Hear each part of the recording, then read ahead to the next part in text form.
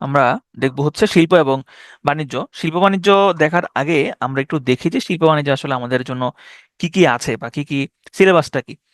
দেখেন, এটা হচ্ছে পিএসসি প্রদত্ত সিলেবাস। এখানে কি কি আছে দেখেন: বাংলাদেশের শিল্প বাণিজ্য, শিল্প উৎপাদন, পণ্য আমদানি রপ্তানি, গার্মেন্টস শিল্প ও এর সার্বিক ব্যবস্থাপনা, বৈদেশিক লেনদেন, অর্থ প্রেরণ, ব্যাংক ও বীমা ব্যবস্থাপনা ইত্যাদি। তার মানে ব্যাংক এবং বীমা এটা কিন্তু শিল্প বাণিজ্যের সাথে তারা সিলেবাসে রেখেছে, যদি আমরা ওইটা আসলে অর্থনীতির টপিকে আলোচনা করি। তো এটা দেখে খুব একটা আসলে বোঝা যায় না শিল্প বাণিজ্য যে এখানে কি কি আসে আসলে বা কি কি ধরনের প্রশ্ন আসলে হয়। আমরা যদি একটু প্রশ্নটা প্রিভিয়াস প্রশ্নগুলা যদি একটু আমরা দেখি, সেই ক্ষেত্রে হচ্ছে যে আমরা হয়তো ব্যাপারটা বুঝতে পারবো। তাহলে আমরা যদি একটু দেখি যে 37th বিসিএস এ প্রশ্ন আসছে যে ট্যারিফ কমিশন কোন মন্ত্রণালয়ের অধীন, বাংলাদেশ সরকারি ইপিজেড সংখ্যা কত, বাংলাদেশ সবচেয়ে বেশি রপ্তানি করে কোথায়, 38তমতে আসছে বাংলাদেশ বর্তমানে সর্বাধিক পরিমাণ অর্থের বিভিন্ন পণ্য আমদানি করে কোত্থেকে, অর্থাৎ 37-এর মতোই একটা প্রশ্ন আসছে।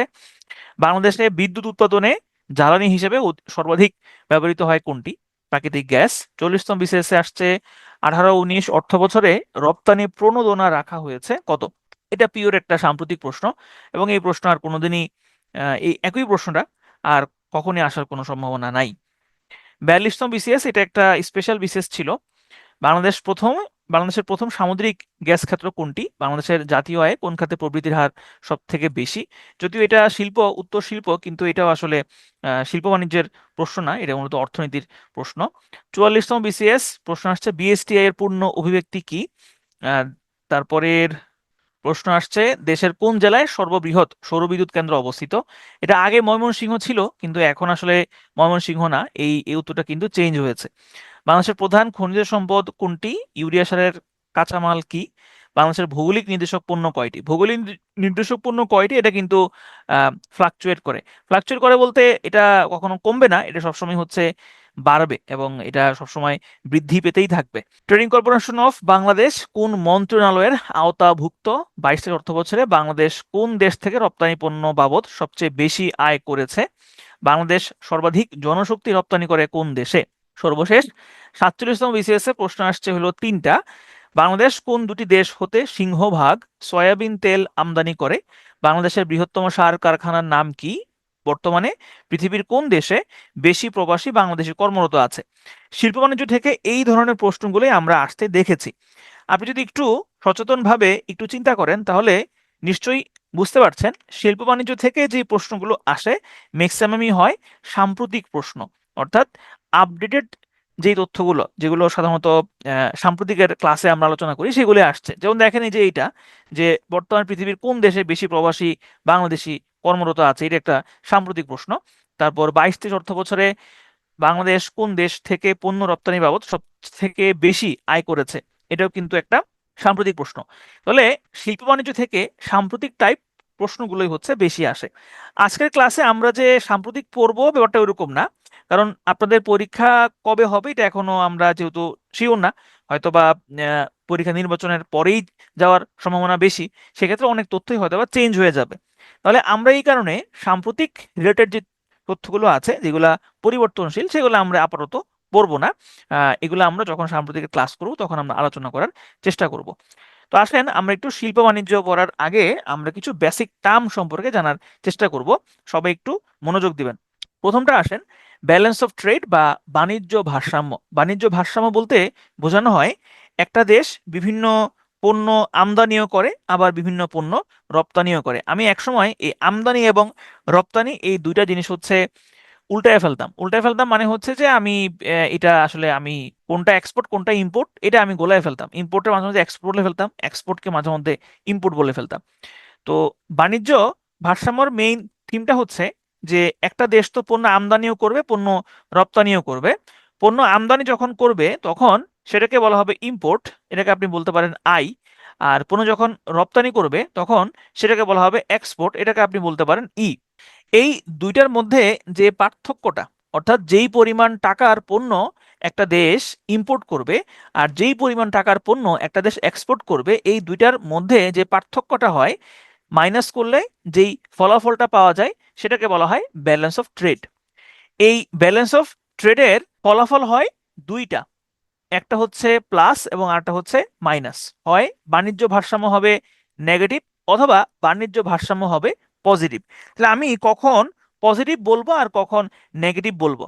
ধরেন আমাদের দেশ কি করে, আমরা প্রচুর পরিমাণের পণ্য বাইরে থেকে আমদানি করি, ইম্পোর্ট করি।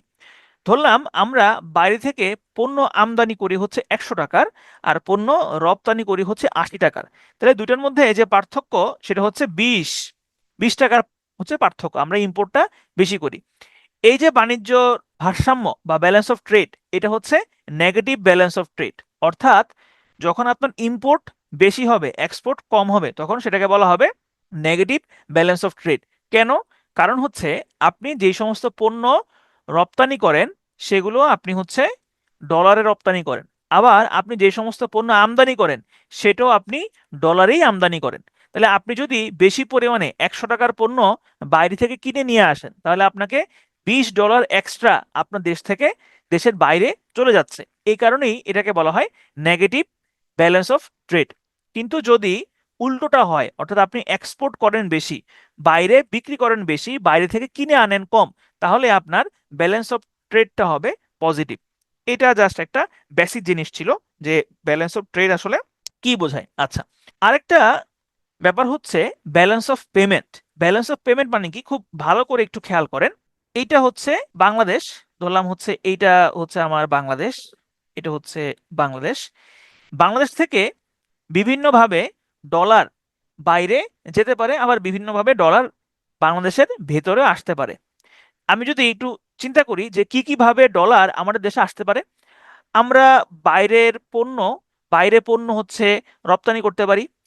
আমরা আমাদের দেশের যারা প্রবাসী আছে তারা আমাদের দেশে রেমিটেন্সটা পাঠান। আমরা বাইরে থেকে বিভিন্ন সাহায্য সহযোগিতা বা অনুদান প্রার্থনা করি, সেখান থেকে এই ডলারটা আসতে পারে। তারপরে ফরেন ডিরেক্ট ইনভেস্টমেন্ট, এভাবে আমাদের দেশে ডলার আসতে পারে। তাহলে এই হচ্ছে মোটামুটি ডলার আসার পথগুলো। এবার আসেন আমার দেশ থেকে ডলার কিভাবে বের হতে পারে। আমি বিভিন্ন দেশ থেকে পণ্য আমদানি করি, তাহলে এভাবে আমার ডলারটা বের হয়ে যায়। আমি হচ্ছে বিভিন্ন দেশ থেকে বিভিন্ন সংস্থা থেকে যে সমস্ত ঋণ নিয়েছিলাম সেই ঋণের ইন্টারেস্ট শোধ করতে হয়, তাহলে আমার ডলার বাইরে চলে যাচ্ছে।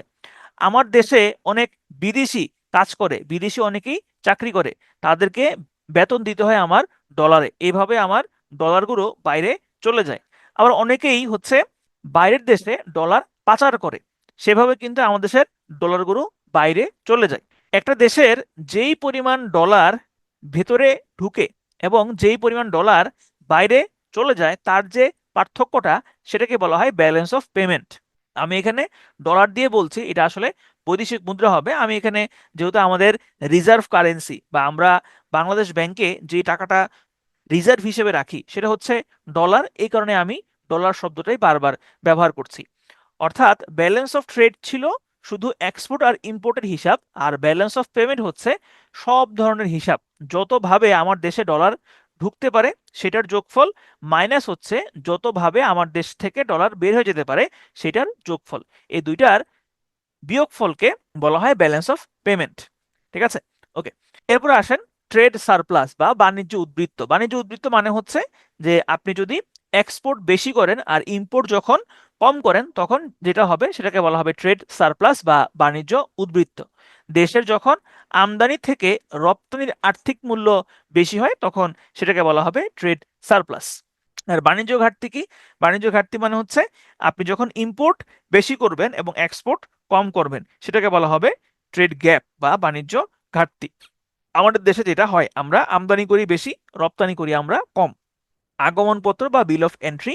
বিল অফ এন্ট্রি হচ্ছে যে শুল্ক কর্তৃপক্ষ একটা অনুমতি নেওয়া লাগে। আপনি যখন বাইরে থেকে কোনো একটা পণ্য আমাদের দেশে আনবেন বা বিক্রির জন্য আনবেন, তখন আমদানিকারককে একটা অনুমতিপত্র দেয়। কে দেয়? শুল্ক কর্তৃপক্ষ দেয়, শুল্ক বিভাগ দেয়। সেটাকে বলা হয় মূলত বিল অফ এন্ট্রি বা আগমনপত্র। TICFA, trade and investment cooperation forum agreement. এই টিকফা চুক্তিটা বাংলাদেশ যুক্তরাষ্ট্রের সাথে করে। মূলত যুক্তরাষ্ট্রে আসলে জোর জবরদস্তি করে বাংলাদেশকে এই চুক্তি করাইতে বাধ্য করে। তো যুক্তরাষ্ট্র হচ্ছে দক্ষিণ এশিয়া বা দক্ষিণ পূর্ব এশিয়ার এই অঞ্চলগুলোতে নিজেদের প্রভাব বজায় রাখার জন্য বিভিন্নভাবেই হচ্ছে দেশগুলোর সাথে বিভিন্ন চুক্তি করে। তো সেই তারই অংশ হিসেবে বাংলাদেশের সাথেও যুক্তরাষ্ট্র একটা চুক্তি করেছিল। সেই চুক্তিটার নাম ছিল trade and investment cooperation forum agreement, বা সংক্ষেপে হচ্ছে টিকফা। তো এটার এব্রিভিয়েশনটা গুরুত্বপূর্ণ, এবং কার সাথে চুক্তিটা হয়েছে এটা গুরুত্বপূর্ণ। আর এই চুক্তিটা স্বাক্ষরিত হয়েছে 2013 সালে, জাস্ট এটা পড়লেই চলবে। প্রিফারেন্সিয়াল ট্রেডিং অ্যারেঞ্জমেন্ট বা পিটিএ। প্রিফারেন্সিয়াল মানে হচ্ছে অগ্রাধিকারমূলক, ট্রেডিং অ্যারেঞ্জমেন্ট মানে হচ্ছে বাণিজ্য চুক্তি। তাহলে প্রিফারেন্সিয়াল ট্রেডিং অ্যারেঞ্জমেন্ট মানে হচ্ছে অগ্রাধিকারমূলক বাণিজ্য চুক্তি বা বাণিজ্য ব্যবস্থা। এই অগ্রাধিকারমূলক বাণিজ্য ব্যবস্থায় একটা দেশ, এই চুক্তিগুলো সাধারণত দ্বিপক্ষীয় চুক্তি হয়, অর্থাৎ দুইটা দেশ বসে চুক্তি করে। চুক্তির মেইন থিমটা থাকে যে আমি তোমার দেশে কিছু পণ্য পাঠাবো এবং সেগুলোর উপরে তুমি কোনো শুল্ক আরোপ বা কর আরোপ করতে পারবা না, আবার আমার দেশেও তুমি কিছু পণ্য পাঠাইতে পারবা যেগুলোতে আমি কোনো শুল্ক আরোপ করব না। এটাই হচ্ছে প্রিফারেন্সিয়াল ট্রেডিং অ্যারেঞ্জমেন্টের মেইন থিম। বাংলাদেশের সাথে পৃথিবীর কেবল একটা দেশেরই এই ধরনের চুক্তি আছে, সেই দেশটা হচ্ছে ভুটান। ভুটানের সাথে বাংলাদেশের প্রিফারেন্সিয়াল ট্রেডিং অ্যারেঞ্জমেন্ট চুক্তি রয়েছে, যেটা স্বাক্ষরিত হয়েছে 6 ডিসেম্বর 2020। এই চুক্তির আন্ডারে বাংলাদেশের 100টা পণ্য ভুটানে শুল্কমুক্ত সুবিধা পাবে, এবং ভুটানের 34টা পণ্য বাংলাদেশে শুল্কমুক্ত সুবিধা পাবে। এখন শুল্কমুক্ত সুবিধা আসলে এটা কি জিনিস? দেখেন, আপনি যদি বাংলাদেশ থেকে কোনো একটা পণ্য ইন্ডিয়াতে রপ্তানি করেন, তাহলে ইন্ডিয়ান সরকার ওই পণ্যটার উপরে একটা কর আরোপ করবে। এটাকে বলা হয় বাণিজ্য শুল্ক। একই রকম ভাবে ইন্ডিয়া যখন বাংলাদেশে কোন একটা পণ্য রপ্তানি করবে, তখন বাংলাদেশ সরকার ইন্ডিয়ার ওই পণ্যটার উপরে একটা শুল্ক আরোপ করবে। এটাকে বলা হয় বাণিজ্য শুল্ক। এখন প্রশ্ন আসতে পারে যে এই শুল্কটা আসলে আরোপ করা হয় কেন, বা এটার আসলে আম, কেন, কি দরকার আছে? দেখেন, শুল্কটা হচ্ছে সরকারের একটা ইনকাম, সরকারের একটা আয়ের পথ হচ্ছে এই শুল্ক। এই কারণেই সরকার এটা প্রয়োগ করে। বিভিন্ন কারণ আছে, তার মধ্যে আরেকটা আয়ত্ত পথ আছে। আরেকটা গুরুত্বপূর্ণ কারণ হচ্ছে যে যদি বাইরের দেশের পণ্যগুলোর উপরে শুল্ক আরোপ না করা হয়, তাহলে সেগুলো দেশীয় পণ্যের জন্য হুমকি হিসেবে দাঁড়িয়ে যাবে। যেমন দেখবেন, যদি এরকম হয়, যেমন কয়দিন আগে এরকম একটা হয়েছিল যে ইন্ডিয়া থেকে ডিম আমদানি করা হবে। তাহলে ইন্ডিয়া থেকে ডিম আমদানি করা হলে দেখা যাবে ওই ডিমের দামটা হয়ে গেছে 10 টাকা, কিন্তু আমাদের দেশীয় যারা ডিমের উৎপাদনকারী আছেন তাদের থেকে ডিম কিনতে হয় 12 টাকা পার পিস। তাহলে মানুষজন কি 12 টাকা পার পিসের ডিম কিনবে? না, অবশ্যই ইন্ডিয়ান যে ডিমটা আছে সেটাই কিনবে। তাহলে বাংলাদেশ যদি এই ইন্ডিয়ান ডিমের উপরে 2 বা 3 টাকা পার পিসে শুল্ক বাড়িয়ে দেয়, তখন ইন্ডিয়ান একটা ডিমের দাম হয়ে যাবে 13 থেকে 14 টাকা। তখন দুইটার মধ্যে একটা প্রতিযোগিতা থাকবে, তখন আর দেশীয় শিল্প প্রতিষ্ঠান ক্ষতিগ্রস্ত হবে না। ঠিক আছে? আচ্ছা, ভুটানের সাথে বাংলাদেশের আরেকটা চুক্তিও আছে, সেটা হলো agreement on movement of traffic in transit and protocol, অর্থাৎ ট্রানজিট চুক্তি আছে ভুটানের সাথে। বাংলাদেশের ট্রানজিট চুক্তিও আছে। ট্রানজিট কি জিনিস বা ট্রান্সশিপমেন্ট কি জিনিস সেটা আমরা পড়বো, সামনে এটা আছে, আগামীকালকের ক্লাসে এটা আছে। সুতরাং এখন জাস্ট এতটুকুই মাথায় রাখেন যে ট্রানজিট চুক্তি আছে বাংলাদেশের সাথে ভুটানের, যেটা স্বাক্ষরিত হয়েছে 2023 সালে। যদি এটা খুব একটা ইম্পর্টেন্ট না এই চুক্তিটা, কারণ এই চুক্তিটা যেহেতু গত সরকার স্বাক্ষর করেছিল, এই কারণে গুরুত্বপূর্ণ না। তারপরে হচ্ছে এটা নাইস টু নো হিসেবে জেনে রাখতে পারেন। Joint economic commission. Joint economic commission বাংলাতে হচ্ছে যৌথ অর্থনৈতিক কমিশন। এটা, এই কমিশনগুলো গঠিত হয় সাধারণত নিজেদের মধ্যে ব্যবসা বাণিজ্য, বিভিন্ন ধরনের ইকোনমিক অ্যাক্টিভিটিস, বা যদি কোনো ধরনের ডিসপিউট থাকে, এইগুলা ডিসপিউটগুলো সমাধান করে নিজেদের মধ্যে ব্যবসা বাণিজ্য বৃদ্ধি করার জন্যই জয়েন্ট ইকোনমিক কমিশন গঠিত হয়। বাংলাদেশের সাথে এই মুহূর্তে টোটাল 18টা যৌথ ইকোনমিক কমিশন রয়েছে। দেখেন, আমি কিন্তু বলেছি টোটাল হচ্ছে 18, টোটাল হচ্ছে 18। এর মধ্যে 17টা হচ্ছে দেশ এবং একটা হচ্ছে সংস্থা। তাহলে বাংলাদেশের সাথে টোটাল 18টা সদস্যের বা 18টা দেশ প্লাস সংস্থার ইকোনমিক কমিশন বা যৌথ ইকোনমিক কমিশন রয়েছে। এখানে কোন 17টা দেশ এটা পড়ার কোনো প্রয়োজন নাই, জাস্ট জানলেই চলবে 17টা দেশ প্লাস হচ্ছে একটা সংস্থা। Bangladesh development forum. 1971 সালের মহান মুক্তিযুদ্ধের পরে বাংলাদেশের নাম হয়ে গিয়েছিল বটমলেস বাস্কেট বা তলাবিহীন ঝুড়ির দেশ, সেই তলাবিহীন ঝুড়ির দেশ থেকে আমরা এখন এই পর্যায়ে আসছি। তো তখন যেহেতু বাংলাদেশ গরিব দেশ ছিল, এই কারণে বাংলাদেশ বিভিন্নভাবে হচ্ছে বিভিন্ন দেশ থেকে সাহায্য সহযোগিতা পেত, এবং সাহায্য সহযোগিতা আসলে বাংলাদেশকে পেতে হতো, না পেলে আসলে বাংলাদেশ উন্নতি করা সম্ভব ছিল না। এমনকি এখনো আমরা বিভিন্ন দেশ থেকে ঋণ টিন নিয়ে আসলে আমাদের বাজেট ঘাটতি পূরণ করতে হয়, আমাদের অবকাঠামো খাতগুলোতে বিনিয়োগ আনতে হয়।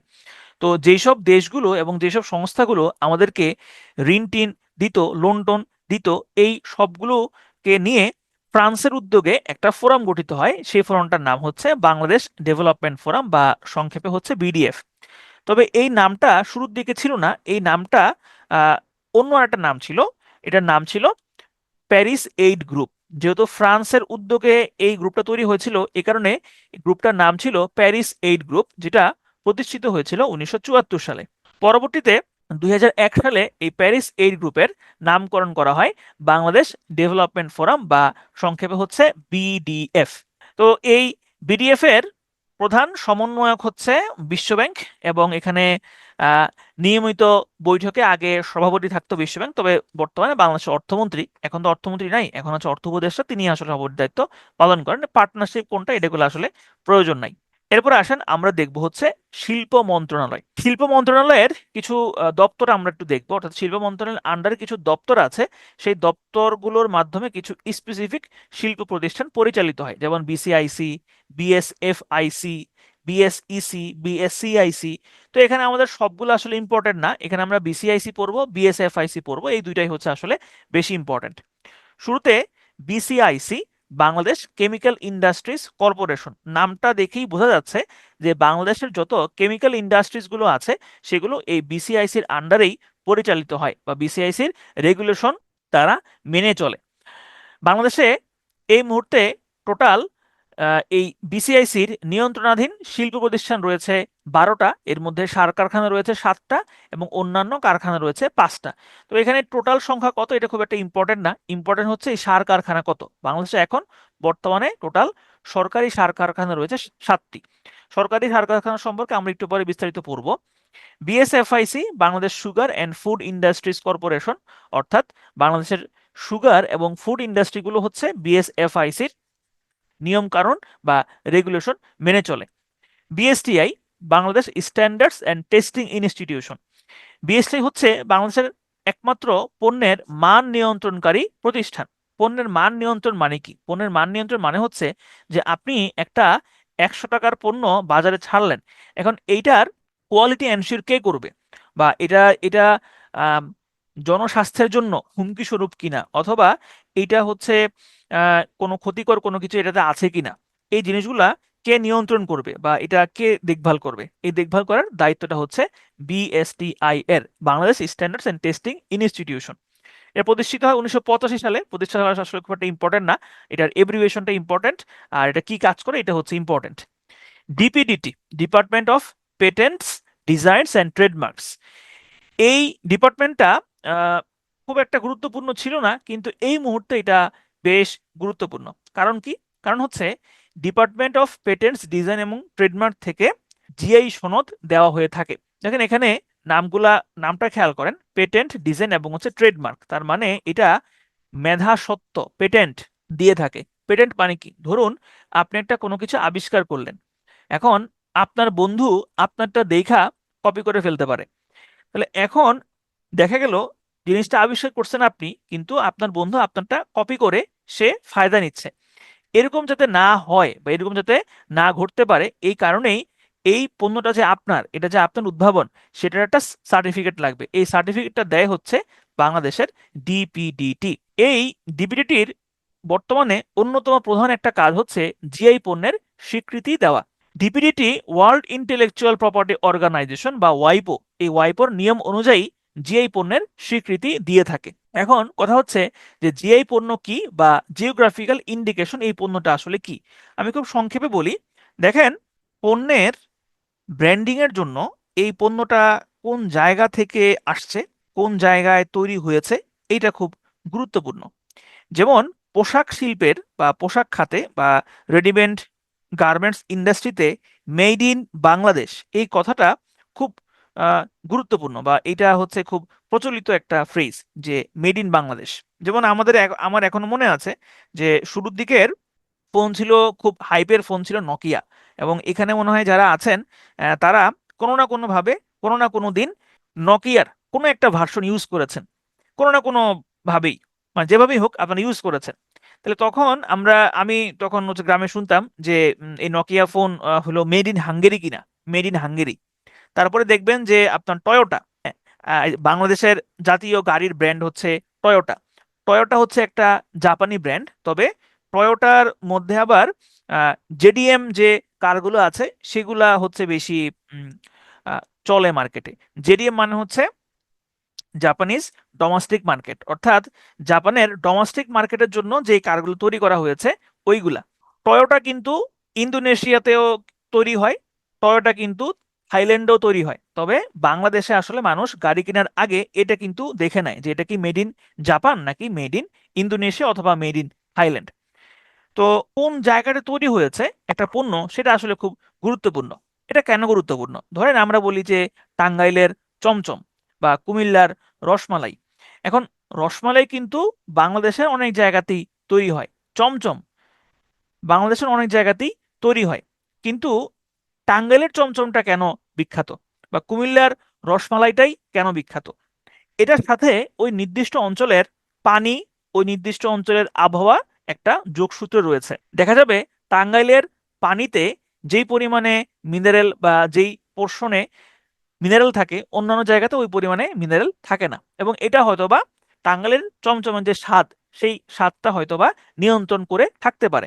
আবার টাঙ্গাইলের চমচমটা হচ্ছে টাঙ্গাইলের একটা ঐতিহ্য, কারণ টাঙ্গাইলের মানুষজন বা টাঙ্গাইলের যুগ যুগ ধরে বছরের পর বছর এখানে কিছু কারিগর আছে যারা এটা তৈরি করে আসছে। তো যে কোনো একটা পণ্যের সাথে এই ধরনের ঐতিহ্যগুলো জড়িত। তো আস্তে আস্তে পৃথিবীতে এইরকম ব্র্যান্ডিংটা আস্তে আস্তে বাড়ছে, এবং এটা এত এখন গুরুত্বপূর্ণ হয়ে গিয়েছে যে অন্যান্য দেশগুলো কিন্তু এই সমস্ত পণ্যের ব্র্যান্ডিং এর জন্য উঠে পড়ে লেগেছে। কেন উঠে পড়ে লেগেছে? ধরেন এই যে জামদানি শাড়ি, এটা আমরা আমাদের জিআই পণ্য হিসেবে নিয়ে নিয়েছি। পৃথিবীর আর কোনো দেশ বলতে পারবে না যে এই জামদানি শাড়িটা আমাদের। বা যদি পৃথিবীর কোনো জায়গাতে কেউ জামদানি শাড়ি তৈরি করে বাণিজ্যিক উদ্দেশ্যে বিক্রি করে, তাহলে অবশ্যই অবশ্যই সেটা বাংলাদেশকে জানাইতে হবে।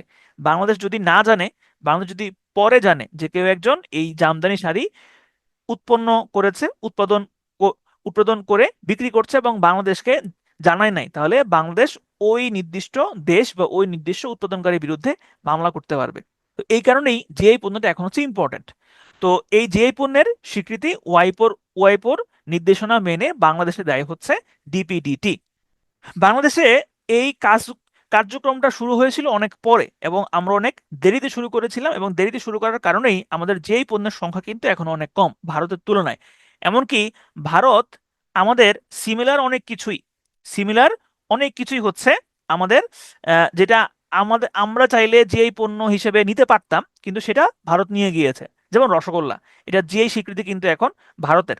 অর্থাৎ আপনি অদূর ভবিষ্যতে, হ্যাঁ, আম, যদি আপনি রসগোল্লা বানাইতে চান এবং বাণিজ্যিক উদ্দেশ্যে বিক্রি করতে চান, তাহলে সেটা অবশ্যই ভারতের অনুমতি নিয়ে করতে হবে। যদি অনুমতি না নেন তাহলে ভারত আপনার বিরুদ্ধে মামলা করতে পারবে। এটা এখন চালু হয় নাই, তবে চালু হবে। আচ্ছা, তো বাংলাদেশ যেই পণ্যের স্বীকৃতি দেওয়ার জন্য একটা আইন লাগে, আইন প্রয়োজন হয়, এই আইন আসলে বাংলাদেশের ছিল না। 2013 সালে ভৌগোলিক নির্দেশক পণ্য নিবন্ধন ও সুরক্ষা আইন হয় বাংলাদেশে। এই লাইনটা খুব গুরুত্বপূর্ণ, 2013 সালে বাংলাদেশে ভৌগোলিক নির্দেশক পণ্য আইন হয়। ঠিক আছে? তো এর পরবর্তীতে আস্তে আস্তে এই একটা একটা করে পণ্য যে পণ্যের স্বীকৃতি পাওয়া লাভ করে। এখন খুব গুরুত্বপূর্ণ একটা প্রশ্ন, সেটা হচ্ছে এই মুহূর্তে জিআই পণ্য কয়টা? আমি সর্বশেষ যে ক্লাসটা নিয়েছিলাম শিল্প বাণিজ্যের, কোন ব্যাচে নিয়েছি আমি আসলে ভুলে গিয়েছি, সেখানে আমি পড়িয়েছিলাম জিআই পণ্যের বর্তমান সংখ্যা হচ্ছে 60টি। কিন্তু এটা চেঞ্জ হয়েছে গত কয়েকদিন আগে। বর্তমানে জিআই পণ্যের সংখ্যা হচ্ছে 62টি। এখন আপনাদের মনে প্রশ্ন আসতে পারে যে আমি তো অমুক জায়গায় দেখছি 64, আমি তো অমুক জায়গায় দেখছি 63, তাহলে ওটা কি ভুল? হ্যাঁ, ভুল। কেন ভুল? যেই পণ্য কয়টা, এইটা আমি কি বললাম, এইটা হচ্ছে অমুক ভাই কি বলল, তমুক ভাই কি বলল, কোন বই কি বলল, এইটার উপরে আপনি নির্ভর করবেন না। আপনি কিসের উপর নির্ভর করবেন? আপনি নির্ভর করবেন কিসের উপরে সেটা আমি একটু আপনাকে দেখাচ্ছি, যাতে আপনারা নিজেরাই যে পণ্য কয়টা সেটা বের করতে পারেন। দেখেন, যে পণ্য কয়টা এটা বের করার জন্য আপনাকে যাইতে হবে ডিপিডিটিতে। ডিপিডিটি, এই যে দেখেন আমি এখানে আগে থেকে ডিপিডিটিতে ছিলাম, আমি একটু আবারও সার্চ দিই। আপনি গুগলে গিয়ে সার্চ করবেন ডিপিডিটি, যে আমি এখানে লিখে সার্চ করেছি ডিপিডিটি, আল্লাহ জানে এটা আসে কিনা। ডিপিডিটি, আচ্ছা দেখেন এই যে ডিপিডিটি লিখে সার্চ করলে আপনি শুরুতে হচ্ছে এটা পাবেন, যে পেটেন্ট, শিল্প নকশা ও ট্রেডমার্ক অধিদপ্তর। ঠিক আছে, আপনি এখানে যাবেন, এখানে ক্লিক করবেন, এই ওয়েবসাইটে যাবেন। এই ওয়েবসাইটে গিয়ে দেখবেন এখানে অপশন দেখা যাচ্ছে, দেখেন ভৌগোলিক নির্দেশক পণ্য বা জিআই পণ্য। আচ্ছা, এখানে অনেকগুলো অপশন আছে। এই অপশনগুলোর মধ্যে আপনি যাবেন হচ্ছে নিবন্ধিত বা ব্রেকেটে সনদপ্রাপ্ত জিআই পণ্য, এখানে আপনি ক্লিক করবেন। এখানে ক্লিক করে আপনি দেখবেন যে এই পর্যন্ত কয়টা পণ্য জিআই স্বীকৃতি পেয়েছে। দেখেন সর্বশেষ হচ্ছে 62, এই যে দেখেন এখানে 62 লিখা, 62 জিআই পণ্য হচ্ছে 62, এবং সর্বশেষ জিআই পণ্য হচ্ছে কালীগঞ্জের তোয়ালে। আর জিআই পণ্য 61 নাম্বার জিআই পণ্য হচ্ছে মেহেরপুরের সাবিত্রী মিষ্টি। ঠিক আছে, তাহলে এই মুহূর্তে জিআই পণ্যের সংখ্যা হচ্ছে 62, এবং সর্বশেষ জিআই পণ্য হচ্ছে কালীগঞ্জের তোয়ালে। তাহলে আপনি সবসময় এই সংখ্যাটাই দেখবেন, কে কি বললো না বললো সেগুলো দেখার কোনো প্রয়োজন নাই। এই মুহূর্তে হচ্ছে 62। এখন প্রশ্ন আসতে পারে যে আমরা যে বিভিন্ন জায়গাতে দেখি যে জিআই পণ্যের সংখ্যা এই মুহূর্তে 63, 67, সেটা আসলে কোত্থেকে আসে? দেখেন সেটা কোত্থেকে আসে। একটা পণ্য একটা পণ্য ধরেন জিআই পণ্য হিসেবে আপনি আবেদন করলেন। ধরেন আপনার এলাকাতে একটা পণ্য আছে, আপনি মনে করলেন যে এই পণ্যটা আসলে আমার এলাকার ঐতিহ্য এবং এটা আমি চাই এটা জিআই পণ্যের স্বীকৃতি পাক। তো এটার একটা প্রসেস আছে। প্রসেসটা হচ্ছে শিল্প মন্ত্রণালয়ের একটা ফর্ম আছে, ওই ফর্মে মধ্যে দিয়ে আপনি আপনার এলাকার পণ্যটাকে আপনি আবেদন করতে পারবেন যে পণ্য হিসেবে। আচ্ছা, তখন ডিপিডিটি এটাকে হচ্ছে যাচাই বাছাই করবে যে আসলে এই পণ্যটা যে এই পণ্যের স্বীকৃতি পাওয়ার যোগ্য কিনা। এরপরে এই পণ্যটাকে তারা জিআই জার্নালে তারা হচ্ছে এখানে উল্লেখ করবে। জিআই জার্নাল, এই যে দেখেন একটা কথা আছে এখানে জিআই জার্নাল। আচ্ছা, জিআই জার্নাল না, জিআই জার্নাল না, এই যে এইখানে দেখেন একটা আছে, এই যে প্রক্রিয়াধীন জিআই আবেদন সমূহ, প্রক্রিয়াধীন জিআই আবেদন সমূহ, এইখানে তারা হচ্ছে উল্লেখ করবে। ঠিক আছে, এই যে দেখেন এই পর্যন্ত এই যে জিআই হচ্ছে 105টা, 105টা হচ্ছে প্রক্রিয়াধীন আছে। ঠিক আছে, এখানে তারা উল্লেখ করবে। আবার তারা পরবর্তীতে জিআই জার্নালেও সেটা হচ্ছে উল্লেখ করবে। এই যে হচ্ছে জিআই জার্নাল, জিআই জার্নাল, এই জিআই জার্নাল দেখেন, জিআই জার্নালে এই মুহূর্তে পণ্য আছে টোটাল 63টা, কিন্তু আমাদের পণ্য কয়টা? পণ্য কিন্তু 62টা। তাহলে জিআই জার্নালে এই মুহূর্তে পণ্য আছে 63টা। জিআই জার্নালে উল্লেখ করার পরে জিআই জার্নালে উল্লেখ করার পরে টোটাল 2 মাসের একটা উইন্ডো থাকে। এই 2 মাসের মধ্যে কেউ যদি আপনার পণ্যের ব্যাপারে কোনো অবজেকশন না জানায়, তখন হতে সেটাকে জিআই পণ্য হিসেবে স্বীকৃতি দেওয়া হয়। ঠিক আছে, তো সুতরাং সবসময় মনে রাখবেন যে নিবন্ধিত বা মঞ্জুরকৃত জিআই পণ্য কোনটা, ওইটা হচ্ছে আপনার আসল জিআই পণ্যের সংখ্যা। তাহলে এই মুহূর্তে জিআই পণ্যের সংখ্যা হচ্ছে 62টা। প্রথম জিআই পণ্য স্বীকৃতি পায় বাংলাদেশের জামদানি শাড়ি, দ্বিতীয় জিআই পণ্যের স্বীকৃতি পায় হচ্ছে বাংলাদেশের ইলিশ। এই দুইটা একটু মনে রাখবেন, যে প্রথমটা আর দ্বিতীয়টা। বাকিগুলা সিরিয়ালি মনে রাখার কোনো প্রয়োজন নাই, কারণ এত কিছু আসলে মুখস্থ করার সম্ভব না। তাহলে প্রথমটা আর দ্বিতীয়টা মনে রাখবেন, এবং সর্বশেষ যেটা আছে সেটা মনে রাখবেন। তাহলে এই মুহূর্তে সর্বশেষ হচ্ছে কালীগঞ্জের তোয়ালে, এই মুহূর্তে এটাই মনে রাখতে পারেন। এরপর আসেন শিল্প। শিল্প আসলে কি? শিল্প মানে হচ্ছে যে যেখানে হচ্ছে পণ্য অথবা দ্রব্য বা সেবা যেখানে উৎপাদিত হবে, সেই কারখানাটাই, সেই কারখানাটাকে আমরা হচ্ছে শিল্প হিসাবে হচ্ছে জানি। তো বাংলাদেশের বাংলাদেশের শিল্প নিয়ে একটা নীতি রয়েছে, সেটা সর্বশেষ 2022 সালে হচ্ছে আপডেট করা হয়। সুতরাং যদি এরকম কোনো প্রশ্ন আসে যে বাংলাদেশের শিল্প নীতি সর্বশেষ কবে প্রকাশিত হয়, সেক্ষেত্রে উত্তর হবে হচ্ছে 2022 সালে হচ্ছে শিল্প নীতি সর্বশেষ প্রকাশিত হয়। এই শিল্প নীতিতেই একটা কথা আছে যে এই যে শিল্পটা হচ্ছে বাংলাদেশের জিডিপির একটা বড় খাত। তবে এই জিডিপির এই খাতটার মধ্যে আবার কিছু সাব সেক্টর আছে, উপখাত আছে। তো তো বাংলাদেশের যে শিল্প খাতটা রয়েছে জিডিপির, এটাকে টোটাল আবার 5টা খাতে ভাগ করা যায়। 5টা খাতের সমন্বয়ে এটা গঠিত। এই 5টা খাত হচ্ছে খনিজ খনন, ম্যানুফ্যাকচারিং, বিদ্যুৎ, গ্যাস, বাষ্প এবং শীততাপ নিয়ন্ত্রণ ব্যবস্থা, পানি সরবরাহ, পয় নিষ্কাশন, বজ্র ব্যবস্থাপনা এবং হচ্ছে পুনর্ব্যবহার কার্যক্রম এবং হচ্ছে নির্মাণ। তো এগুলা মুখস্থ না করলে চলবে, জাস্ট এই 5টা যে এখানে সংখ্যাটা, এই সংখ্যাটা মাথায় রাখতে পারলেই হবে। এর পাশে আমরা দেখবো হচ্ছে পোশাক শিল্প। পোশাক শিল্প, রেডিমেড গার্মেন্টস বা সংক্ষেপে হচ্ছে আরএমজি। আরএমজি হচ্ছে বাংলাদেশের সব থেকে বড় পরিমাণে যে আমরা রপ্তানি করি, রপ্তানি পণ্যর মধ্যে সব থেকে বেশি পরিমাণে আমরা রপ্তানি করি হচ্ছে এই রেডিমেড গার্মেন্টস। এবং আমরা বিশ্ববাজারে বিশ্ববাজারে আমরা গার্মেন্টস, রেডিমেড গার্মেন্টস রপ্তানির দিক থেকে আমরা হচ্ছে দ্বিতীয়। আমরা হচ্ছি দ্বিতীয়। এই যে দেখেন, চীনের পর বিশ্বের তৃতীয় বৃহত্তম পোশাক রপ্তানিকারক দেশ হিসেবে নিজের অবস্থান ধরে রেখেছে হচ্ছে বাংলাদেশ। তাহলে বাংলাদেশ সবসময় হচ্ছে দ্বিতীয় অবস্থানে থাকে।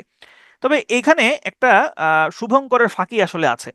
শুভঙ্করের ফাঁকিটা হচ্ছে যে চীন এবং আমাদের যারা নিকটতম প্রতিদ্বন্দ্বী রয়েছে যেমন ভিয়েতনাম, তারা কিন্তু এই রেডিমেড গার্মেন্টস থেকে সরে আসছে।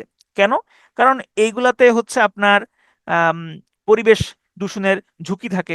তারপরে সেইখানে সেইখানে আমাদের দেশে আহ, যে লেভেল ল বা আমরা যেভাবে শ্রমিকদেরকে হচ্ছে শোষণ করতে পারি, ওইখানে আবার এগুলা নাই। হ্যাঁ, এই ভিয়েতনাম টিয়েতনাম এগুলা আসলে খুব আসলে নাই। ঠিক আছে। তো এখন এখন যাই হোক, এগুলা হচ্ছে যে আহ, এখানে একটা জিনিস আছে। দেখেন, আমরা আমরা বলি আর কি যে পোশাক শিল্প দিয়ে আমরা প্রচুর পরিমাণে রপ্তানি করি, কিন্তু এটা আসলে খুব একটা যে সিগনিফিকেন্ট ওরকম না। কারণ হচ্ছে আমরা যে পোশাক বানাই সেটা কিন্তু, সেটার যে সুতা, সুতাটা আমরা বাইরে থেকে কিনে আনি। তো এখন জিনিস হচ্ছে এরকম যে আমি পণ্য কিনে আনি 80 টাকার সুতা, সেটা আমি পরবর্তীতে বিক্রি করি হচ্ছে 100 টাকা, আমার মাঝখানে লাভ হয় আসলে 20 টাকা। তো এটা আসলে খুব একটা সিগনিফিকেন্ট না। কিন্তু যদি এরকম হইতো যে আমি পণ্য আমদানি করি 20 টাকার, কিন্তু আমি পণ্য রপ্তানি করি 50 টাকার, তাহলে আমার মাঝখানে 30 টাকা হচ্ছে লাভ হইতো। তো এখন আমাদের দেশের অর্থনীতি আসলে বাঁচিয়ে রেখেছে একটাই, সেটা হচ্ছে আমাদের দেশের প্রবাসী ভাইরা। প্রবাসীরা থাকার কারণেই আসলে বাংলাদেশের অর্থনীতিটা এখনো মোটামুটি টিকে আছে। এত সংকটের মধ্যেও আমাদের দেশ যে টিকে আছে, এটার একটা বড় কারণ হচ্ছে বাংলাদেশের প্রবাসীরা। প্রায় অফিসিয়াল 1 কোটি, আনঅফিসিয়াল প্রায় 1.5 কোটির মতো প্রবাসীরা বিভিন্ন দেশ থেকে আমাদের যে টাকা পয়সা পাঠান, ওইটার কারণে আসলে আমাদের দেশ এখনো এগিয়ে যাচ্ছে। বা আমাদের দেশ খুব একটা এখনো দেখা যায় ঝামেলাতে পড়লেও তারা ঠিকই টাকা পয়সা পাঠিয়ে সেটা আমরা মেকআপ করে ফেলতে পারি। এবং আরেকটা জিনিস রয়েছে, নীরবে নিভৃতে যারা সবসময় দেশের জন্য কাজ করেন, সেটা হচ্ছে আমাদের দেশের কৃষকরা। এবং এই কৃষকরা না থাকলে আমাদের এই ছোট্ট দেশের এত এত মানুষজনের টিকে থাকাটা আসলে খুব কঠিন হয়ে যেত। এবং আমাদের দেশের মাটি, আল্লাহ আমাদের দেশের মাটিকে এত পরিমাণে উর্বর করে দিয়েছেন যে দেখা যায় যে আমাদের দেশের, আপনি আপনি দেখেন যে আহ, একটা জায়গায় একটা বীজ ফেলে রাখছেন, হ্যাঁ, ওইখান থেকে গাছ উঠতেছে, হ্যাঁ, ওইখান থেকেই হচ্ছে ফসল হচ্ছে। মানে এত পরিমাণে উর্বর মাটি পৃথিবীর খুব কম জায়গাতে আছে, এত পরিমাণে উর্বর মাটি। তো এই কারণে আসলে আমাদের কৃষক, আমাদের হচ্ছে আমাদের প্রবাসীরা, তারা হচ্ছে যে এইখানে এই কারণে তাদের জন্যই আসলে আমরা মোটামুটি আমাদের অর্থনীতি টিকে আছে। তো যাই হোক, চলেন আমরা হচ্ছে সামনের দিকে আগাই। তাহলে বিশ্বে পোশাক রপ্তানিতে আমরা হচ্ছে দ্বিতীয়, আর প্রথম হচ্ছে চীন। আর যদি বলা হয় ইউরোপিয়ান ইউনিয়নভুক্ত দেশগুলোতে অবস্থান, সেদিকে কিন্তু বাংলাদেশের অবস্থান হচ্ছে প্রথম। অর্থাৎ ইউরোপিয়ান ইউনিয়নের যেই সমস্ত দেশগুলো আছে বা জোটটা আছে, ইউরোপিয়ান ইউনিয়নভুক্ত দেশগুলোতে বাংলাদেশ পোশাক রপ্তানিতে হচ্ছে প্রথম। আর এইখানে দ্বিতীয় হচ্ছে চীন। আর আপনি যদি পুরো বিশ্বের কথা চিন্তা করেন, সেই ক্ষেত্রে পোশাক রপ্তানিতে বাংলাদেশের অবস্থান হচ্ছে দ্বিতীয়, 1 নাম্বার হচ্ছে চীন। ঠিক আছে, এই দুইটা কিন্তু একটু ভালোভাবে খেয়াল রাখেন। আচ্ছা, এইটা হচ্ছে আপাতত স্কিপ করতে পারেন, এটা সাম্প্রতিক তথ্য, নাইস টু নো। যেমন আমরা আহ, গত বছর পোশাক রপ্তানি করে, পোশাক বিক্রি করে প্রায় 39.35 বিলিয়ন মার্কিন ডলারের মতো আমরা ইনকাম করেছি। এটা নাইস টু নো হিসেবে মনে রাখতে পারেন, আপাতত মনে রাখার কোনো প্রয়োজন নাই। পোশাকের পোশাক খাতের সব থেকে বড় বাজার, দেখেন এখানে একটা ছোট্ট জিনিস আছে যেটা একটু ভালোভাবে কনসেপ্টটা ক্লিয়ার করতে হবে। একটা হচ্ছে যে পোশাক খাতের সবচেয়ে বড় বাজার, বড় বাজার মানে হচ্ছে আমরা যেখানে পোশাক খাতে সব থেকে বেশি বিক্রি করি।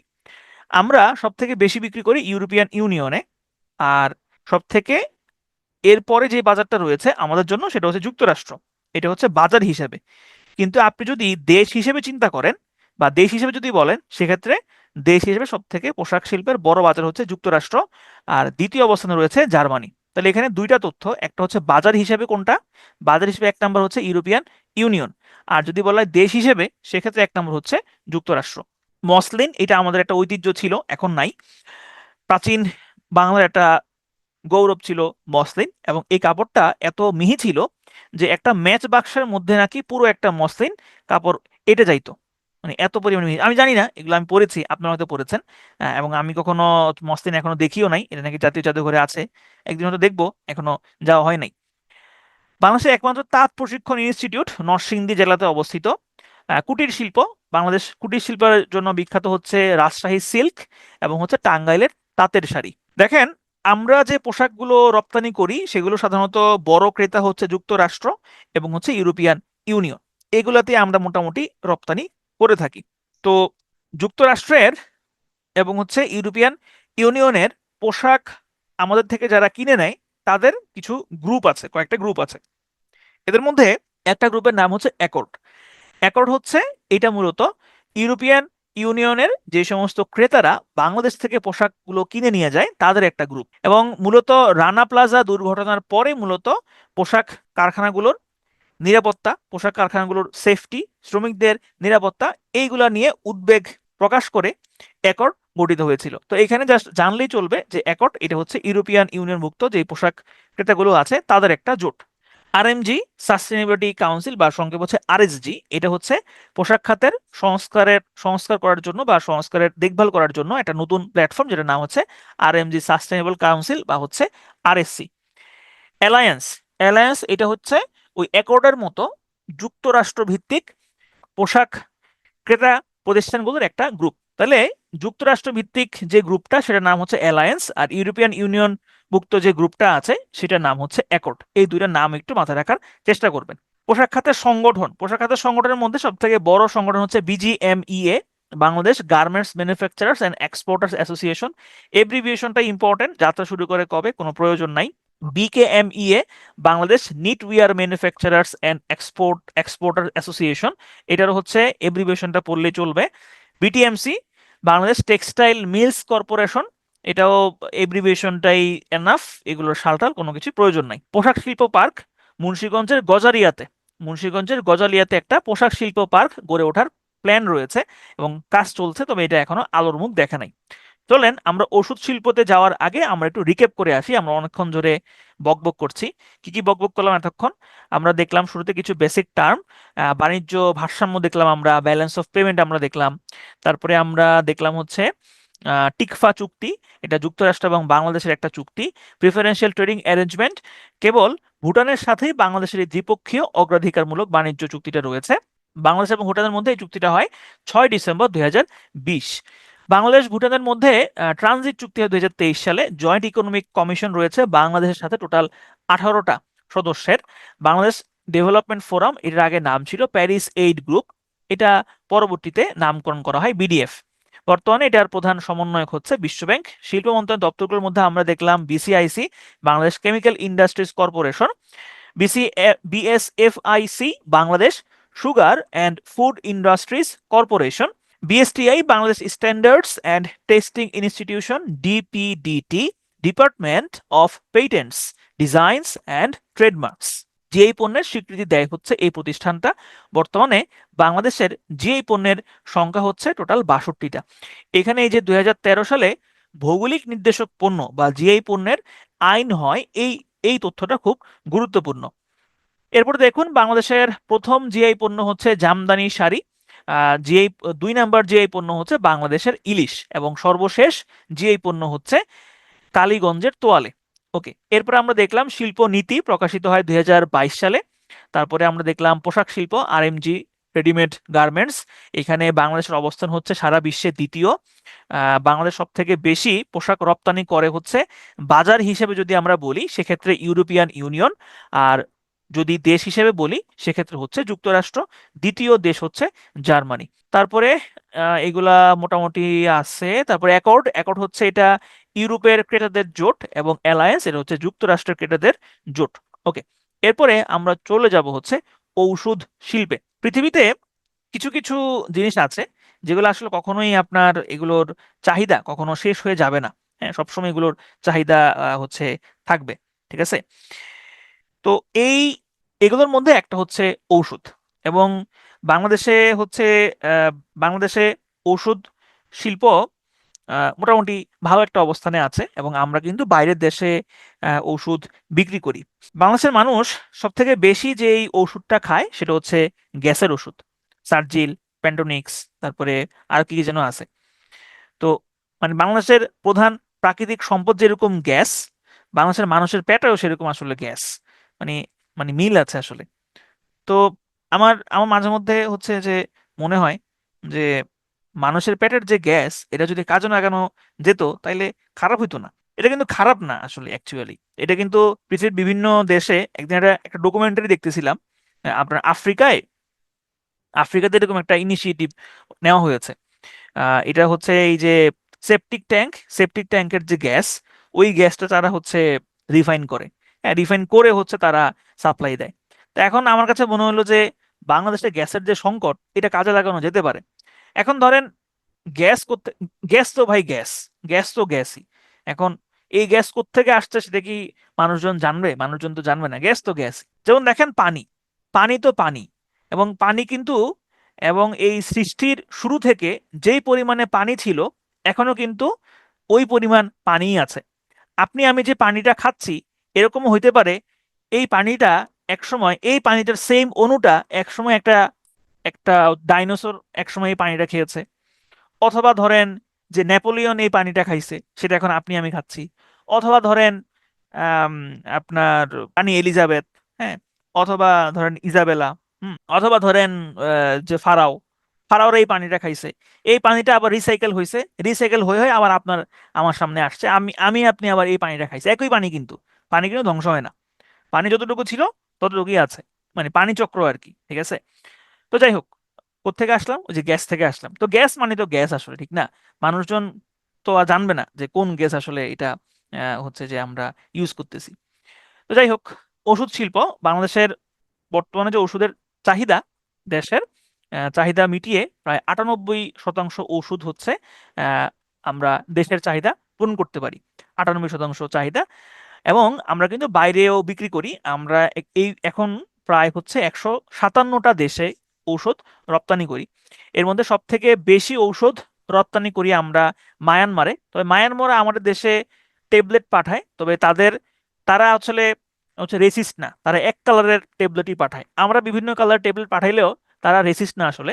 তারা সবসময় হচ্ছে তারা সবসময় হচ্ছে এক এক কালারের ট্যাবলেট পাঠায়। দ্বিতীয় সর্বোচ্চ ঔষধ আমরা রপ্তানি করি হচ্ছে শ্রীলঙ্কাতে। তাহলে মায়ানমার হচ্ছে এক নম্বরে আমরা রপ্তানি করি, এবং দ্বিতীয় হচ্ছে আমরা শ্রীলঙ্কাতে সবথেকে বেশি আমরা ওষুধ হচ্ছে রপ্তানি করি। ওকে, এরপরে আসেন ঔষধের মেধা সত্ত্ব ছাড়। এটা খুব গুরুত্বপূর্ণ একটা জিনিস, এই স্লাইডটা গুরুত্বপূর্ণ আছে। এটা হচ্ছে বাংলাদেশ যে ঔষধ বানায়, এইটা আসলে কোনো কিছুই আম, বাংলাদেশের রেসিপি না। মানে আমরা আসলে যেহেতু গরিব দেশ, এবং আমরা আসলে ওইরকম উদ্ভাবন টুদ্ভাবন তো করি নাই, আমরা বাইরের দেশ থেকে হচ্ছে ওই রেসিপিটা আনি। এবং যেহেতু আমরা গরিব দেশ, এই কারণে আমাদেরকে তারা এমনিতেই ফ্রি ফ্রি এই রেসিপিটা ব্যবহার করতে দেয়, তো আমরা কোনো টাকা পয়সা দেই না। কিন্তু আমরা যখন এলডিসি থেকে পাশ করে ফেলবো, এলডিসি থেকে আমরা যখন পাশ করে ফেলবো, তখন হচ্ছে কিন্তু আর এই সুযোগটা পাবো না। তো তাহলে এটা একটা সমস্যা। 2026 সালে যেহেতু আমরা এলডিসি থেকে পাশ করে ফেলবো, তাহলে 2026 সালের পরে আমরা কিন্তু আর এই মেধাস্বত্ব ছাড়টা পাবো না। ইনিশিয়ালি যখন এই এলডিসি ব্যাপারটা ছিল না, তখন একটা চুক্তি ছিল যে আমরা 2033 সাল পর্যন্ত এই সুবিধাটা পাবো। তবে এখন সেটা কমে গিয়েছে। আমরা এখন 2026 সালে আমাদের এলডিসি গ্রাজুয়েট আমরা হব, তারপরে 3 বছর পর্যন্ত আমরা মেধাস্বত্ব ছাড়টা পাবো। এরপরে আর আমরা মেধাস্বত্ব ছাড় পাবো না। আমাদের ওষুধের যে রেসিপিগুলো আছে এগুলো বাইরের দেশ থেকে কিনে আনতে হবে, এবং ওষুধের দামটা হয়তো বা বেড়ে যেতে পারে। তো সে যাই হোক, আমাদের জন্য গুরুত্বপূর্ণ হচ্ছে মুখস্থ করা। আমরা মুখস্থ করবো 2029 সাল পর্যন্ত এখন আমাদের মেধাস্বত্ব ছাড়টা আছে। ঔষধ শিল্পে। এসেনশিয়াল ড্রাগস কোম্পানি লিমিটেড, এটা হচ্ছে রাষ্ট্রীয় মালিকানাধীন একটা ফার্মাসিউটিক্যাল কোম্পানি। জাস্ট এতটুকু জানলে চলবে যে এটা রাষ্ট্র মালিকানাধীন। কত সালে হয়, কি কি হয় না হয় এগুলো জানার কোনো প্রয়োজন নেই, পরীক্ষাতে আসবে না। ঔষধ শিল্প, বাংলাদেশে একটা ঔষধ শিল্প পার্ক গড়ে তোলার প্ল্যান রয়েছে মুন্সিগঞ্জের গজারিয়াতে। এটাও এখনো প্ল্যানের পর্যায়ে রয়েছে, এটাও এখন আসলে আলোর মুখ দেখে নাই।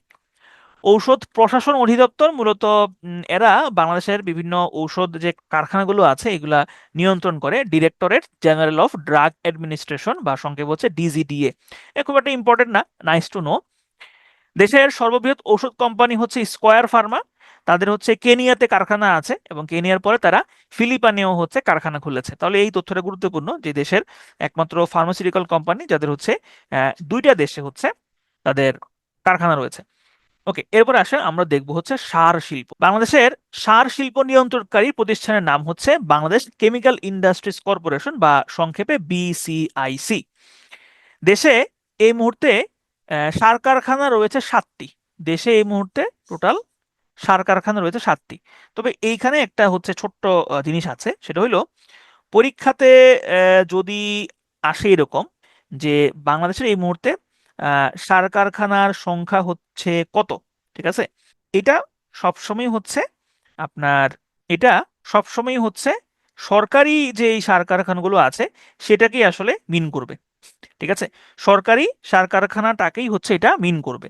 সুতরাং সবসময় উত্তরটা 7ই হবে, আপনারা দাগাবেন সবসময় 7। আমাদের দেশে যেই সার তৈরি হয় এর মধ্যে ম্যাক্সিমামই হচ্ছে ইউরিয়া। ইউরিয়া সারটা হচ্ছে সব থেকে বেশি তৈরি হয়, এবং ইউরিয়া সারের কাঁচামাল হচ্ছে মিথেন। আমাদের দেশে প্রচুর পরিমাণে মিথেন গ্যাস পাওয়া যায়, এবং এই মিথেন গ্যাসটা হচ্ছে ইউরিয়া সারের প্রধান কাঁচামাল। ফেঞ্চুগঞ্জ সার কারখানা, এটা হচ্ছে প্রথম সার কারখানা বাংলাদেশের। 1961 সালে সিলেটে হচ্ছে এটা স্থাপিত হয়েছে। বাংলাদেশের সর্ববৃহৎ, শুধু বাংলাদেশ না, দক্ষিণ এশিয়ার সর্ববৃহৎ সার কারখানা হচ্ছে ঘোড়াশাল পলাশ সার কারখানা, যেটা নরসিংদীতে অবস্থিত। এটা মূলত দুইটা সার কারখানা ছিল, ঘোড়াশাল এবং হচ্ছে পলাশ। এই দুইটাকে মার্চ করা হয়েছে, দুইটা মার্চ করে হয়েছে ঘোড়াশাল এবং পলাশ সার কারখানা। তাহলে এটা হচ্ছে বর্তমানে বাংলাদেশ সব থেকে বড় সার কারখানা, এবং এটা দক্ষিণ এশিয়ার সব থেকে বড় সার কারখানা। উদ্বোধন হয় কবে কোনো প্রয়োজন নাই পড়ার, এই তথ্যটা এখানে গুরুত্বপূর্ণ যে এটা সব থেকে বড় সার কারখানা। কাফকো কর্ণফুলী সার কারখানা, এটা হচ্ছে বেসরকারি খাতে সব থেকে বৃহত্তম সার কারখানা, এবং এই সার কারখানাটা কিন্তু শুধু যে বাংলাদেশই তারা হচ্ছে সার বিক্রি করে এরকম না, তারা কিন্তু বাইরের, তারা বাইরেও হচ্ছে সার রপ্তানি করে। এটা এটা বাংলাদেশের একমাত্র রপ্তানিমুখী সার কারখানা।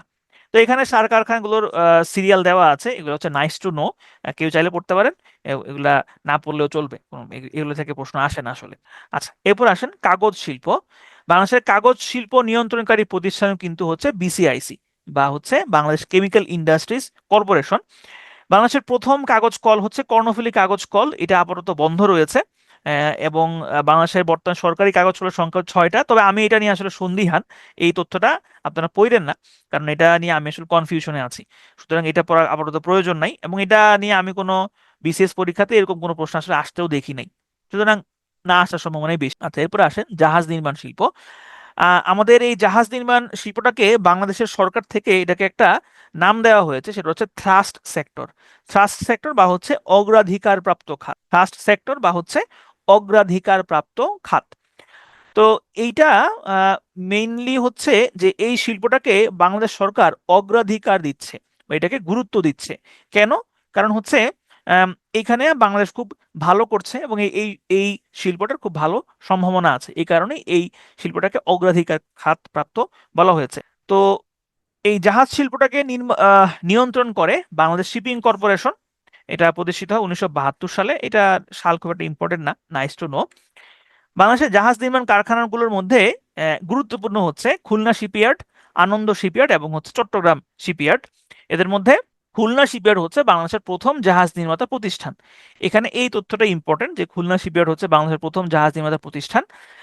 আনন্দ শিপইয়ার্ড, এটা হচ্ছে বিদেশে সমুদ্রগামী জাহাজ রপ্তানিকারী প্রথম শিপইয়ার্ড হচ্ছে এই আনন্দ শিপইয়ার্ড। এখানে এই তথ্যটাই হচ্ছে ইম্পর্টেন্ট। তারপরে এখানে ডেনমার্কে এই আনন্দ শিপইয়ার্ড স্টেলা ম্যারিস নামের একটা জাহাজ প্রথমবারের মতো বাংলাদেশ থেকে রপ্তানি করে। এছাড়াও তারা হচ্ছে এনজিয়ান নামের একটা জাহাজও হচ্ছে যুক্তরাজ্যে রপ্তানি করেছে। বাংলাদেশের সব থেকে বড় শিপইয়ার্ড হচ্ছে চট্টগ্রামের শিপইয়ার্ড, ওয়েস্টার্ন মেরিন শিপইয়ার্ড। এটা হচ্ছে বাংলাদেশের সব থেকে বড় শিপইয়ার্ড এবং এটা হচ্ছে চট্টগ্রামের আনোয়ারাতে অবস্থিত। জাহাজ ভাঙা শিল্প, বাংলাদেশ যেরকম জাহাজ শিল্পে ভালো করছে, ঠিক তেমনিভাবে জাহাজ ভাঙা শিল্পেও বাংলাদেশ ভালো করছে। তো এটা আসলে আমাদের জন্য ভালো খবর না, এটা আমাদের জন্য খারাপ খবর। কারণ আম, দুনিয়ার জাহাজগুলো, যত জাহাজ আছে তার প্রায় 38%, তার প্রায় 38% বাংলাদেশে কাটা হয়। তো এটা শুনতে খুব ভালো শোনা গেলেও এটা আসলে ভালো খবর না। কারণ এই জাহাজগুলো যে ভাঙা হচ্ছে এতে করে কিন্তু পরিবেশ দূষণ হচ্ছে। এখন আপনাদের মনে কিন্তু এরকম প্রশ্ন আসতেই পারে যে এই যে এত বড় বড় জাহাজ, এগুলো তো লাভজনক, তাইলে উন্নত দেশগুলো এগুলো কেন করে না? কারণ উন্নত দেশগুলো তারা জানে এগুলো করা ঝুঁকিপূর্ণ, এগুলো পরিবেশের জন্য আসলে ঝুঁকিপূর্ণ এবং মানুষের জীবনের জন্য হুমকি স্বরূপ। বাংলাদেশে তো মানুষের জীবনের কোনো মূল্য নাই, এই কারণে বাংলাদেশে এগুলা করা হয়। মানে বাংলাদেশে আমার কাছে মনে হয় যে ওই যে একটা একটা ইংলিশ মুভি আছে, মুভিটার নাম হচ্ছে মুভিটার নাম মনে হয় হচ্ছে million ways to die in the west, এরকম একটা মনে হয় মুভি আছে হলিউডের। আমি অল্প একটু ক্লিপ দেখেছিলাম। তো আমাদের আমার কাছে মনে হয় যে যে million ways to die in Bangladesh. কারণ বাংলাদেশে আহ, মৃত্যুবরণ করা এত সহজ, মানে এটা মানে কল্পনার বাইরে। আপনি আপনি রাস্তা দিয়ে হাঁটতেছেন, হ্যাঁ, আপনার আপনার মাথায় টুস করে একটা হচ্ছে পাথর পড়ে গেল, আপনি মরে গেলেন। হ্যাঁ, তারপরে ধরেন আপনি আপনি কোনো জায়গায় দিয়ে গাড়ি দিয়ে যাচ্ছেন, মানে আপনার কোনো কোনো দোষই নাই, আপনি গাড়ি দিয়ে সুন্দর যাচ্ছেন, ঠাস করে পিছন দিকে আইসে একটা গাড়ি মেরে দিল আপনাদের, আপনি শেষ। মানে বাংলাদেশে আমরা যে বেঁচে আছি এটা একটা আসলে একটা মিরাকল। তো যাই হোক, তাহলে বাংলাদেশ জাহাজ ভাঙা শিল্প হচ্ছে প্রথম, এটা এটা হচ্ছে পুরেন, এটা গুরুত্বপূর্ণ যে বাংলাদেশ জাহাজ ভাঙা শিল্প হচ্ছে 1 নাম্বার। ওকে, এরপর আসেন চিনি শিল্প। নর্থ বেঙ্গল সুগার মিল, এটা হচ্ছে বাংলাদেশের প্রথম চিনি কল। তবে চিনি শিল্পে বাংলাদেশের সরকারি চিনি কারখানাগুলোর অবস্থান খুব একটা ভালো না। একমাত্র ভালো অবস্থানে রয়েছে কেরু অ্যান্ড কোং, তবে তারা চিনি বানিয়ে ভালো অবস্থানে নাই, তারা হচ্ছে মদ বানিয়ে ভালো অবস্থানে আছে। তো আমার কাছে মনে হয় এটা অনেকে খারাপভাবে দেখতে পারেন, তবে আমার কাছে মনে হয় বাংলাদেশে অ্যালকোহল এটাকে বৈধতা দেওয়া উচিত। কেন বৈধতা দেওয়া উচিত, এটার পিছনে যুক্তি আছে। দেখবেন যে প্রায় সময়ই আপনারা নিউজে দেখবেন যে ভেজাল মদ খেয়ে মানুষ মারা গেছে। তো মদের যদি বৈধতা থাকে বা যদি আপনার হচ্ছে ইয়া থাকে, লাইসেন্স করা থাকে, বা যদি আরো সহজ হয়, তাহলে এই জিনিসগুলো আসলে ঘটবে না এবং এই মৃত্যুবরণগুলো আসলে ঘটবে না। তো যাই হোক, এটা আসলে সরকারের পলিসি। সরকার এখানে আরেকটা পলিসিও আছে, আহ, এই অ্যালকোহলের উপর হচ্ছে প্রচুর পরিমাণে শুল্ক আরোপ করা হয়, প্রচুর পরিমাণে ট্যাক্স আরোপ করা হয়, এটা সরকারের একটা বিশাল আয়। আচ্ছা, বাংলাদেশে এই মুহূর্তে আহ, চিনি ও খাদ্য শিল্প কর্পোরেশনের নিয়ন্ত্রণাধীন চিনি কলের সংখ্যা হচ্ছে 15টা। চিনি কলের সংখ্যা হচ্ছে টোটাল 15টা।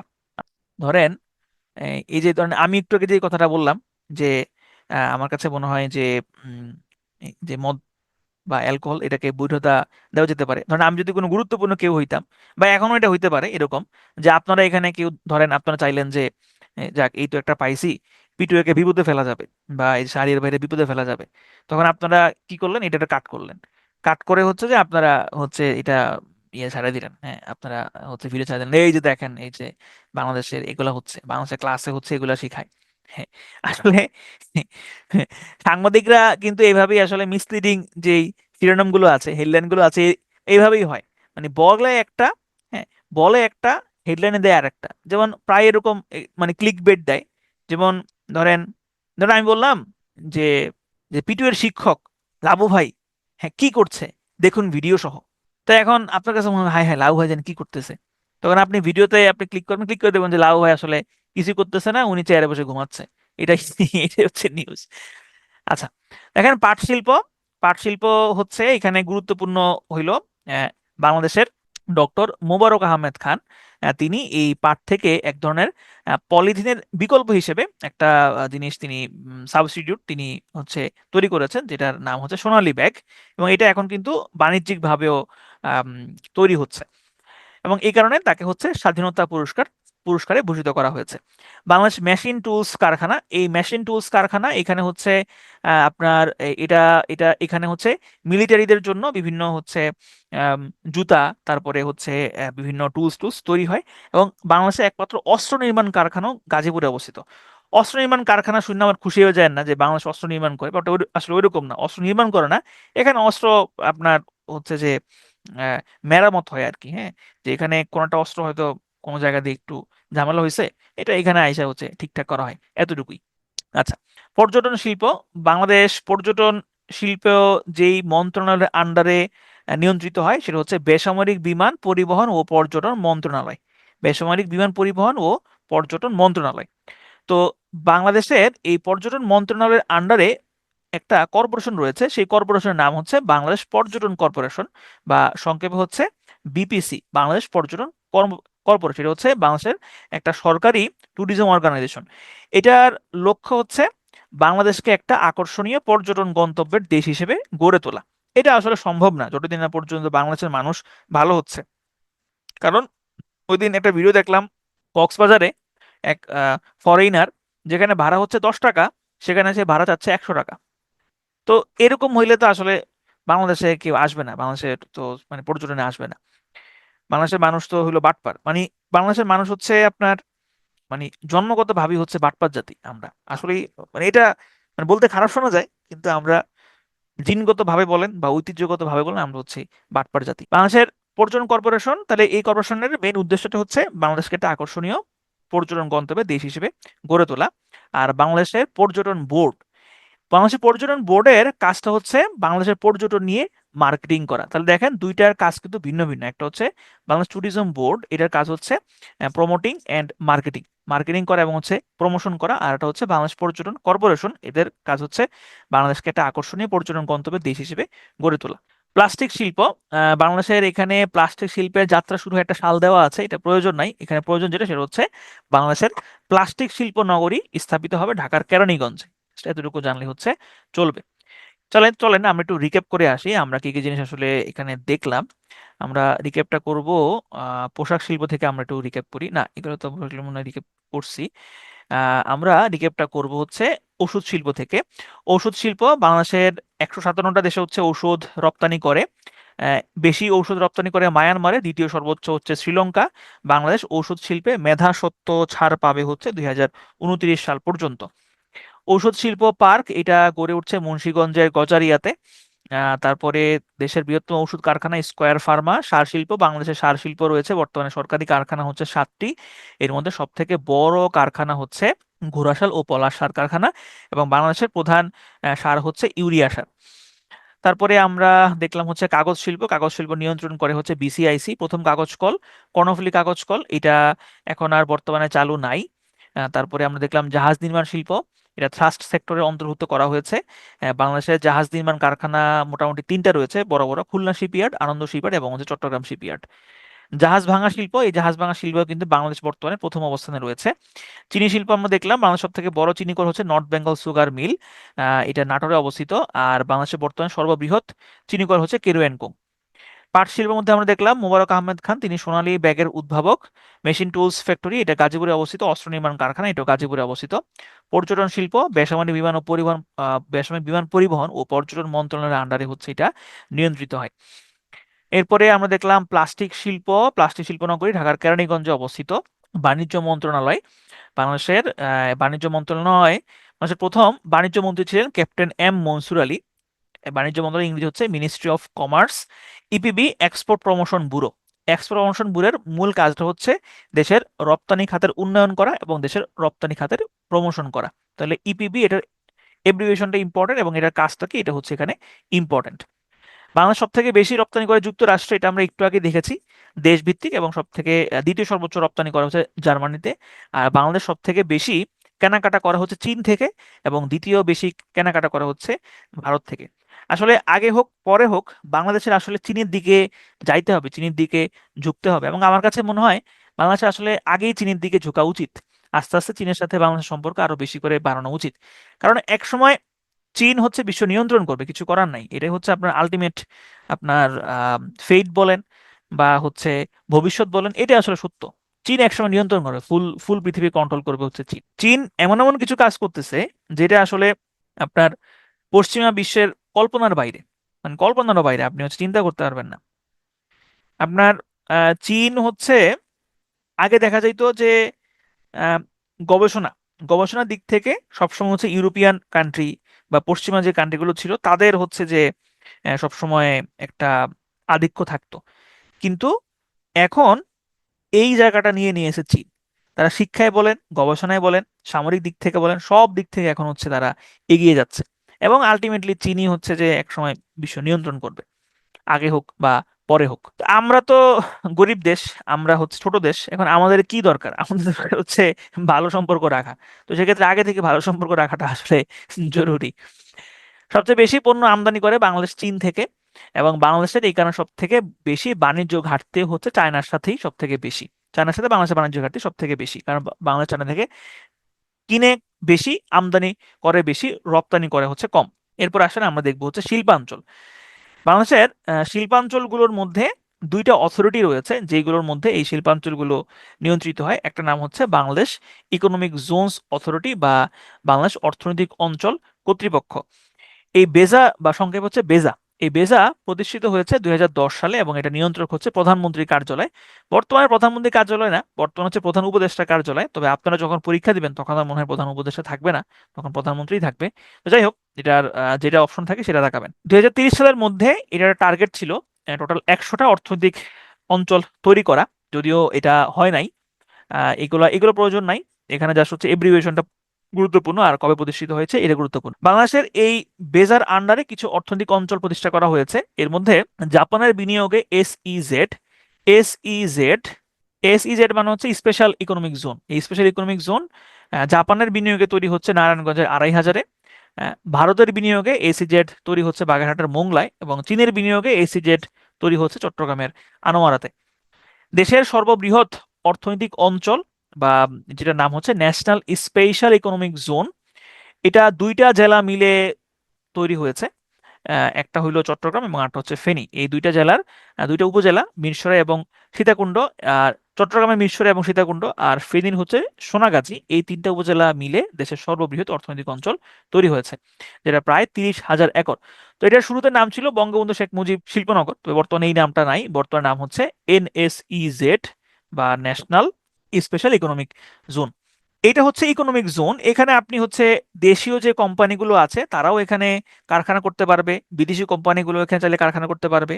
তো এটার বাইরে আরেকটা অঞ্চল রয়েছে যেটাকে বলা হয় ইপিজেড বা export processing zone. Export processing zone মানে হচ্ছে এখানে কেবল এক্সপোর্ট ওরিয়েন্টেড, এক্সপোর্ট টার্গেট করে যেসব পণ্য উৎপাদন হবে সেগুলো কেবল হচ্ছে এই ইপিজেডে থাকবে। তো বাংলাদেশের এই ইপিজেড নিয়ন্ত্রণকারী যে প্রতিষ্ঠান সেটার নাম হচ্ছে BEPZA, Bangladesh export processing zone authority. বাংলাদেশে এখন পর্যন্ত টোটাল ইপিজেড এর সংখ্যা হচ্ছে 10টা। এই জিনিসটা একটু খেয়াল করেন। আমি বললাম বাংলাদেশে ইপিজেড আছে মোট 10টা, তবে এটার মধ্যে সরকারি হচ্ছে 8টা এবং বেসরকারি হচ্ছে 2টা। তাহলে যদি প্রশ্ন আসে এই মুহূর্তে বাংলাদেশের সরকারি ইপিজেড সংখ্যা কত, সেক্ষেত্রে হবে হচ্ছে 8টা। আর যদি বলা হয় মোট কয়টা, সেক্ষেত্রে হবে হচ্ছে 10টা। বাংলাদেশের প্রথম সরকারি ইপিজেড প্রতিষ্ঠিত হয়েছে চট্টগ্রামের পতেঙ্গাতে, সালটা প্রয়োজন নাই। বাংলাদেশের ইপিজেড গুলোর রক্ষণাবেক্ষণ বা নিয়ন্ত্রণকারী যে প্রতিষ্ঠান সেটার নাম হচ্ছে বেবজা, একটু আগে বলেছিলাম। আর বাংলাদেশের আরো 3টা সরকারি ইপিজেড এর অনুমোদন দেওয়া হয়েছে। এর মধ্যে এই 3টা, সরি, প্রস্তাব করা হয়েছে। এর মধ্যে 3টা হচ্ছে গাইবান্ধা, যশোর এবং হচ্ছে পটুয়াখালী। এই 3টা জায়গার মধ্যে পটুয়াখালীতে একটা ইপিজেড এখন নির্মাণ হচ্ছে, কারণ পটুয়াখালীতে অনুমোদন দেওয়া হয়েছে। তাহলে যদি প্রশ্ন আসে এরকম যে বাংলাদেশের পরবর্তী ইপিজেড তৈরি হবে কোথায় বা তৈরি হচ্ছে কোথায়, সেক্ষেত্রে কিন্তু উত্তর হবে পটুয়াখালীতে। এবং যদি তৈরি হয় তাহলে এটা হবে আয়তনের দিক থেকে সব থেকে বড় ইপিজেড। দেশের একমাত্র কৃষি ভিত্তিক ইপিজেড হচ্ছে উত্তরা ইপিজেড, বা যেটা নীলফামারী জেলাতে অবস্থিত। বাংলাদেশের বেসরকারি ইপিজেড 2টা, তবে এর মধ্যে একটা চালু হয় নাই, একটা খালি পড়ে আছে, আর আরেকটা এখনো চালু আছে। যেটা চালু আছে এটা হচ্ছে কোরিয়ার ইয়ং ওয়ান গ্রুপের, সাউথ কোরিয়ার একটা প্রতিষ্ঠান, যারা হচ্ছে এই পুরো ইপিজেডটাই পরিচালনা করে। এবং বাংলাদেশের পোশাক রপ্তানির দিক থেকে সবসময় 1 নম্বরে থাকে হচ্ছে ইয়াং ওয়ান গ্রুপ। তো আরেকটা ইপিজেড হচ্ছে রাঙ্গুনিয়া ইপিজেড, এটা হচ্ছে অনুমোদন দেওয়া হয়েছিল কিন্তু এটা এখনো চালু হয় নাই। তাহলে আয়তনের সর্ববৃহৎ ইপিজেড হচ্ছে কোরিয়ান ইপিজেড। সর্বশেষ ইপিজেড হচ্ছে এখন বর্তমানে যে ইপিজেড গুলো রানিং আছে এগুলোর মধ্যে সর্বশেষ ইপিজেড হচ্ছে চট্টগ্রামের কর্ণফুলীতে অবস্থিত কর্ণফুলী ইপিজেড। ওকে, এরপর আসেন বাংলাদেশ বিনিয়োগ উন্নয়ন কর্তৃপক্ষ বা বিডা। তার মানে এরা হচ্ছে কিভাবে বিনিয়োগ আনা যায় এটা নিয়ে হচ্ছে কাজ করবে। এবং এই বিনিয়োগ উন্নয়ন কর্তৃপক্ষেরই চেয়ারম্যান হচ্ছেন আশিক চৌধুরী। চেয়ারম্যান হচ্ছেন আশিক চৌধুরী, ঠিক আছে। তো বাংলাদেশের হচ্ছে এখন এই যে আপনার এই যে পানগাঁও টার্মিনাল, তারপরে কি যেন আরেকটা, এই যে লালদিয়া টার্মিনাল, এটা বলা হচ্ছে যে এটা বিদেশিদেরকে দিয়ে দেওয়া হয়েছে। হ্যাঁ, বিদেশিদেরকে হচ্ছে যে আপনার চুক্তি করা হয়েছে। এখানে কিছু আছে সত্য, কিছু আছে অর্ধসত্য। ব্যাপারটা হচ্ছে কি, এই যে চুক্তিগুলা, ব্যাপারটা এরকম না যে এগুলা এই এখনকার যে সরকার, এই সরকার আইসাই করছে, বাট এরকম না। এগুলার চুক্তির যে শুরুটা, এটা করছে কিন্তু গত সরকার, মানে গত আওয়ামী লীগ সরকারের আমলেই হচ্ছে এই চুক্তিগুলো আসলে শুরু হয়। মানে যে আমরা এই প্রক্রিয়াগুলো শুরু হয়, সেগুলো সম্পন্ন করছে আইসা এই অন্তর্বর্তীকালীন সরকার। মানে এটা সম্পূর্ণভাবে অন্তর্বর্তীকালীন সরকার আসলে এখানে কোনো ইয়া নাই। ক্রেডিটটা এরকম না যে, তবে তারা কিছু ক্রেডিট নিচ্ছে, অন্তর্বর্তীকালীন সরকার মনে হচ্ছে যেন এটা তাদেরই ক্রেডিট, তারাই এগুলা করছে। যেমন ধরেন হচ্ছে এই যে আপনার উম, কিছু কিছু প্রকল্প আছে যেগুলা কিন্তু শুরু করছিল গত সরকার, কিন্তু অন্তর্বর্তী সরকার আইসা ওইগুলা শেষ করছে, কিন্তু এটার ক্রেডিট হয়ে গেছে হচ্ছে তাদের আর কি। তো যাই হোক, এখানে মেইন ব্যাপারটা হচ্ছে এই যে বন্দর নিয়ে যে ইস্যুটা, আমার কাছে মনে হয় এটা ভালো হয়েছে, এটা খারাপ হয় নাই। বন্দরদের এখানে বিদেশিদের দিয়ে দিছে বলতে আসলে এইখানে আপনারা যদি একটু সার্চ করে দেখেন, যে প্রতিষ্ঠানগুলোকে এই বন্দরগুলো দেওয়া হয়েছে, তারা বিশ্বের বিভিন্ন জায়গাতে বিভিন্ন বড় বড় বন্দর তারা চালায়। জাপান, ডেনমার্ক, অস্ট্রেলিয়া, বিভিন্ন জায়গায় এরা বড় বড় প্রতিষ্ঠানগুলো এরা চালায়, বড় বড় বন্দরগুলো এরা চালায়। তো তার মানে কি তাদের ওগুলা তারা কিনে নিছে, তারা এগুলো দিয়ে দিছে, বাট আসলে ওরকম না।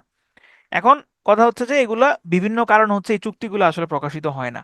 অর্থাৎ বিভিন্ন দেশে যে এদের বন্ধুগুলো চুক্তি আছে, ওই ওই চুক্তিগুলো আসলে পাবলিকের সামনে কখনো আসে নাই, বিভিন্ন কারণে আসে না। তো বাংলাদেশের ক্ষেত্রেও সেম জিনিসটা হয়েছে, বাংলাদেশের ক্ষেত্রে এটা আসে নাই কিন্তু সমস্যা হচ্ছে যে এগুলা শুরু করেছিল আওয়ামী লীগ সরকারই, বন্দরের ইফিসিয়েন্সি বাড়ানোর জন্য এগুলা করা হয়েছিল, কিন্তু এখন দোষটা পড়ে গেছে অন্তর্বর্তীকালীন সরকারের উপরে। আচ্ছা, যাই হোক, বাংলাদেশের বিনিয়োগ উন্নয়ন কর্তৃপক্ষ বা হচ্ছে BIDA, Bangladesh investment Bangladesh investment development authority বা সংক্ষেপে হচ্ছে বিডা, এটার কার্যালয় হচ্ছে আগারগাঁওয়ে অবস্থিত। এই বিনিয়োগ বোর্ডের প্রধান হচ্ছে প্রধান উপদেষ্টা, এবং বোর্ডের চেয়ারম্যান হচ্ছে আশিক চৌধুরী। আশিক চৌধুরী খুব ভালো প্রেজেন্টার, তিনি খুব ভালো একটা প্রেজেন্টেশন দিয়েছেন, কিন্তু শুধু প্রেজেন্টেশন দিয়ে আসলে চিরা ভিজে না, চিরা ভিজানোর জন্য হচ্ছে অনেক কিছু দরকার হয়। তো সেই চিরা ভিজানোর জন্য কোনো কিছু যেহেতু নাই, এই কারণে আসলে বাংলাদেশে বিনিয়োগ আসবে না। কারণ হচ্ছে বাংলাদেশের ইজ অফ ডুইং বিজনেসের দিক থেকে বাংলাদেশ সবসময় 160-এর বাইরে থাকে। তো যখন কে একজন বিনিয়োগ করে, কোন একটা বিনিয়োগকারী যখন বিনিয়োগ করে, তখন সে এই সূচকগুলো দেখে বিনিয়োগ করে যে এই দেশটার আসলে অবস্থা কি, কি অবস্থায় আছে।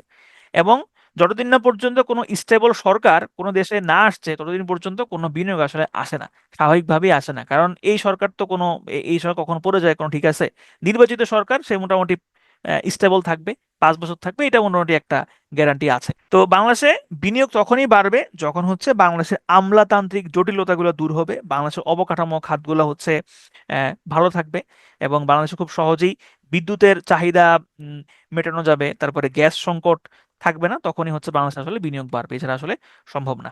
ওকে, এরপর আসেন বন্দর। বাংলাদেশে টোটাল 3টা সমুদ্র বন্দর রয়েছে। এই 3টা বন্দরের মধ্যে রয়েছে চট্টগ্রাম বন্দর। চট্টগ্রাম হচ্ছে বাংলাদেশের একমাত্র একমাত্র না, প্রথম এবং বৃহত্তম সমুদ্র বন্দর, যেটা হচ্ছে কর্ণফুলী নদীর মোহনায় অবস্থিত। চট্টগ্রাম বন্দরটা কিন্তু এটা বাংলাদেশ যখন তৈরি হয় বা বাংলাদেশ যখন স্বাধীন হয় তারও আগে হচ্ছে চট্টগ্রাম বন্দর, সেই ব্রিটিশ আমল থেকে হচ্ছে চট্টগ্রাম বন্দর এখানে আছে। মোংলা বন্দর এটা হচ্ছে বাংলাদেশের দ্বিতীয় সমুদ্র বন্দর, এবং এটাও কিন্তু বাংলাদেশের স্বাধীন হওয়ার আগেই হচ্ছে স্থাপিত হয়েছে। এই বন্দরটা তৈরি হয় হচ্ছে পাকিস্তান আমলে। এটা বাগেরহাটের রামপালে অবস্থিত, পশুর নদীর তীরে বাগেরহাটের রামপালে অবস্থিত। পায়রা বন্দর, এই বন্দরটা হচ্ছে স্বাধীন বাংলাদেশের প্রথম সমুদ্র বন্দর। তাহলে এখানে যদি প্রশ্ন আসে যে স্বাধীন বাংলাদেশের প্রথম সমুদ্র বন্দর কোনটা, সঠিক উত্তর হবে হচ্ছে পায়রা বন্দর, ঠিক আছে। এবং এটা আন্ধারমানিক নদীর তীরে পটুয়াখালীর কলাপাড়াতে হচ্ছে অবস্থিত। বাংলাদেশের খনিজ সম্পদ সমূহের মধ্যে আমরা একটু দেখবো, আমরা একদম শেষ দিকে চলে আসছি, খুব বেশি করে আর হচ্ছে আপনাদেরকে রাখবো না। বাংলাদেশের প্রধান খনিজ সম্পদ হচ্ছে প্রাকৃতিক গ্যাস। প্রাকৃতিক গ্যাস বাংলাদেশের প্রধান খনিজ সম্পদ, এবং এই সম্পদটা দিন দিন আসলে শেষ হয়ে যাচ্ছে। বাংলাদেশের প্রথম গ্যাস ক্ষেত্র আবিষ্কৃত হয়েছে 1955 সালে সিলেটের হরিপুরে।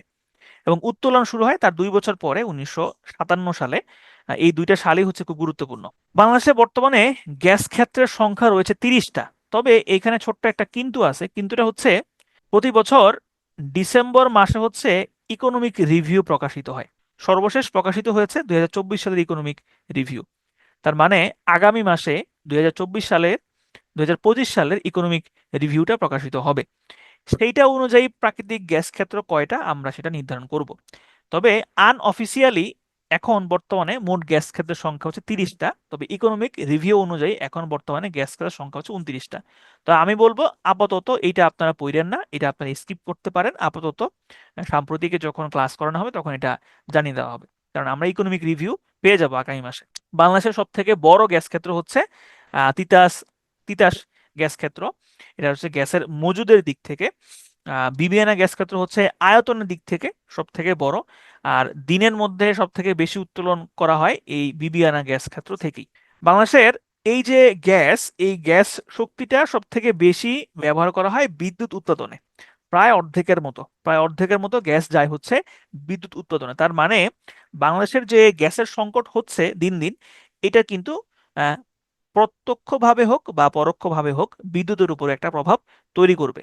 বাংলাদেশের গ্যাস ক্ষেত্রের মধ্যে উপকূলীয় গ্যাস ক্ষেত্র রয়েছে দুইটা, একটা হচ্ছে সাঙ্গু এবং আরেকটা হচ্ছে কুতুবদিয়া। এই দুইটা হচ্ছে বাংলাদেশের উপকূলীয় গ্যাস ক্ষেত্র।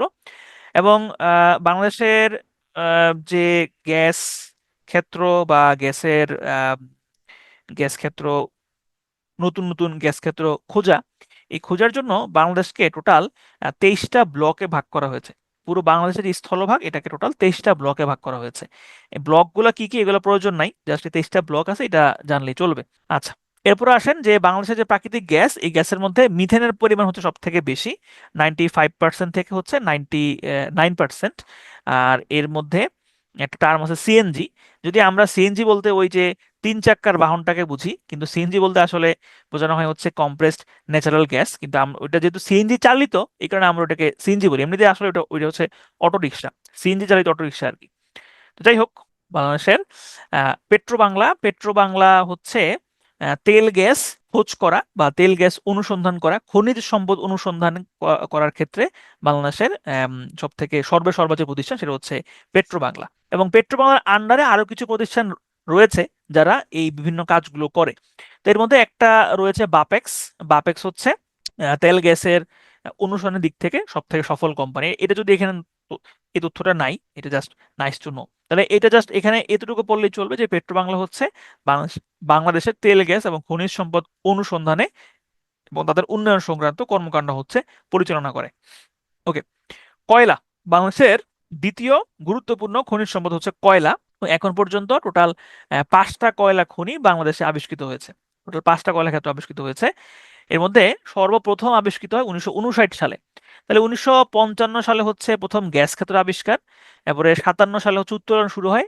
আর তার ঠিক 2 বছর পরে হচ্ছে বাংলাদেশে কয়লা ক্ষেত্র আবিষ্কৃত হয়।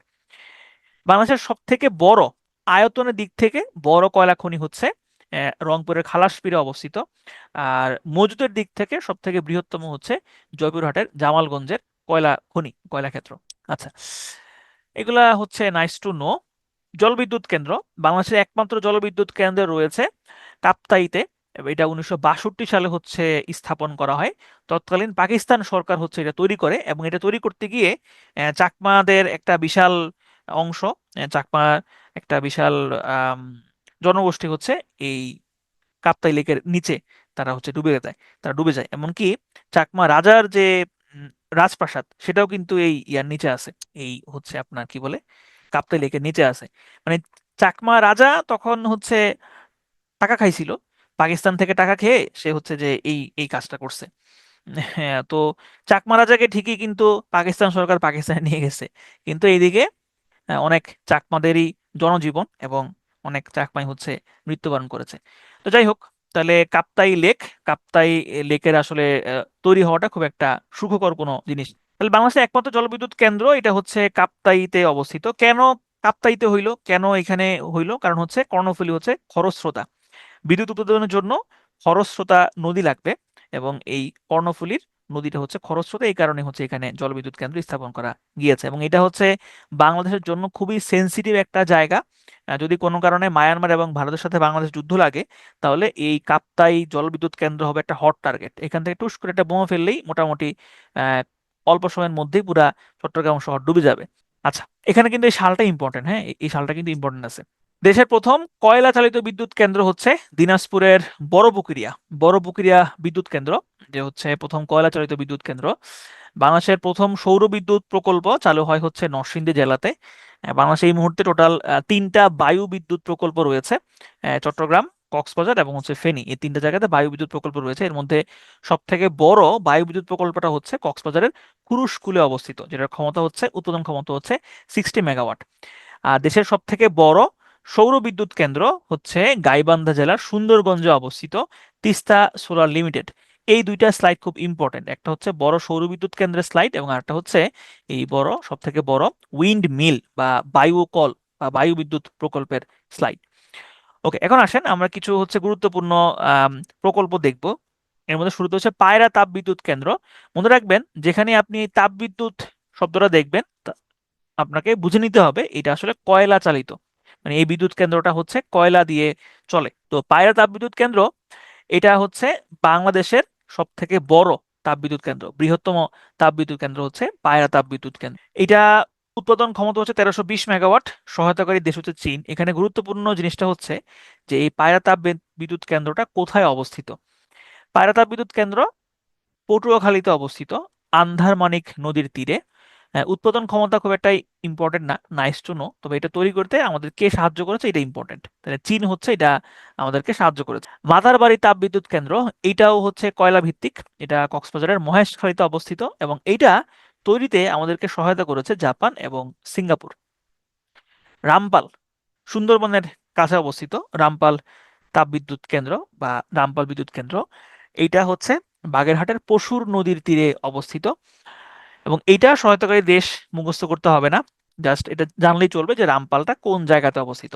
পরিবহন ও যোগাযোগ ব্যবস্থার মধ্যে এখানে কিছু এব্রিভিয়েশন আছে, দুইটা এব্রিভিয়েশন হচ্ছে ইম্পর্টেন্ট। একটা হচ্ছে BRTC, Bangladesh road transport corporation, আর বিটিআরসি হচ্ছে Bangladesh telecommunication regulatory commission. Just এই এব্রিভিয়েশন গুলো পড়লেই চলবে, বাকিগুলো ইম্পর্টেন্ট না।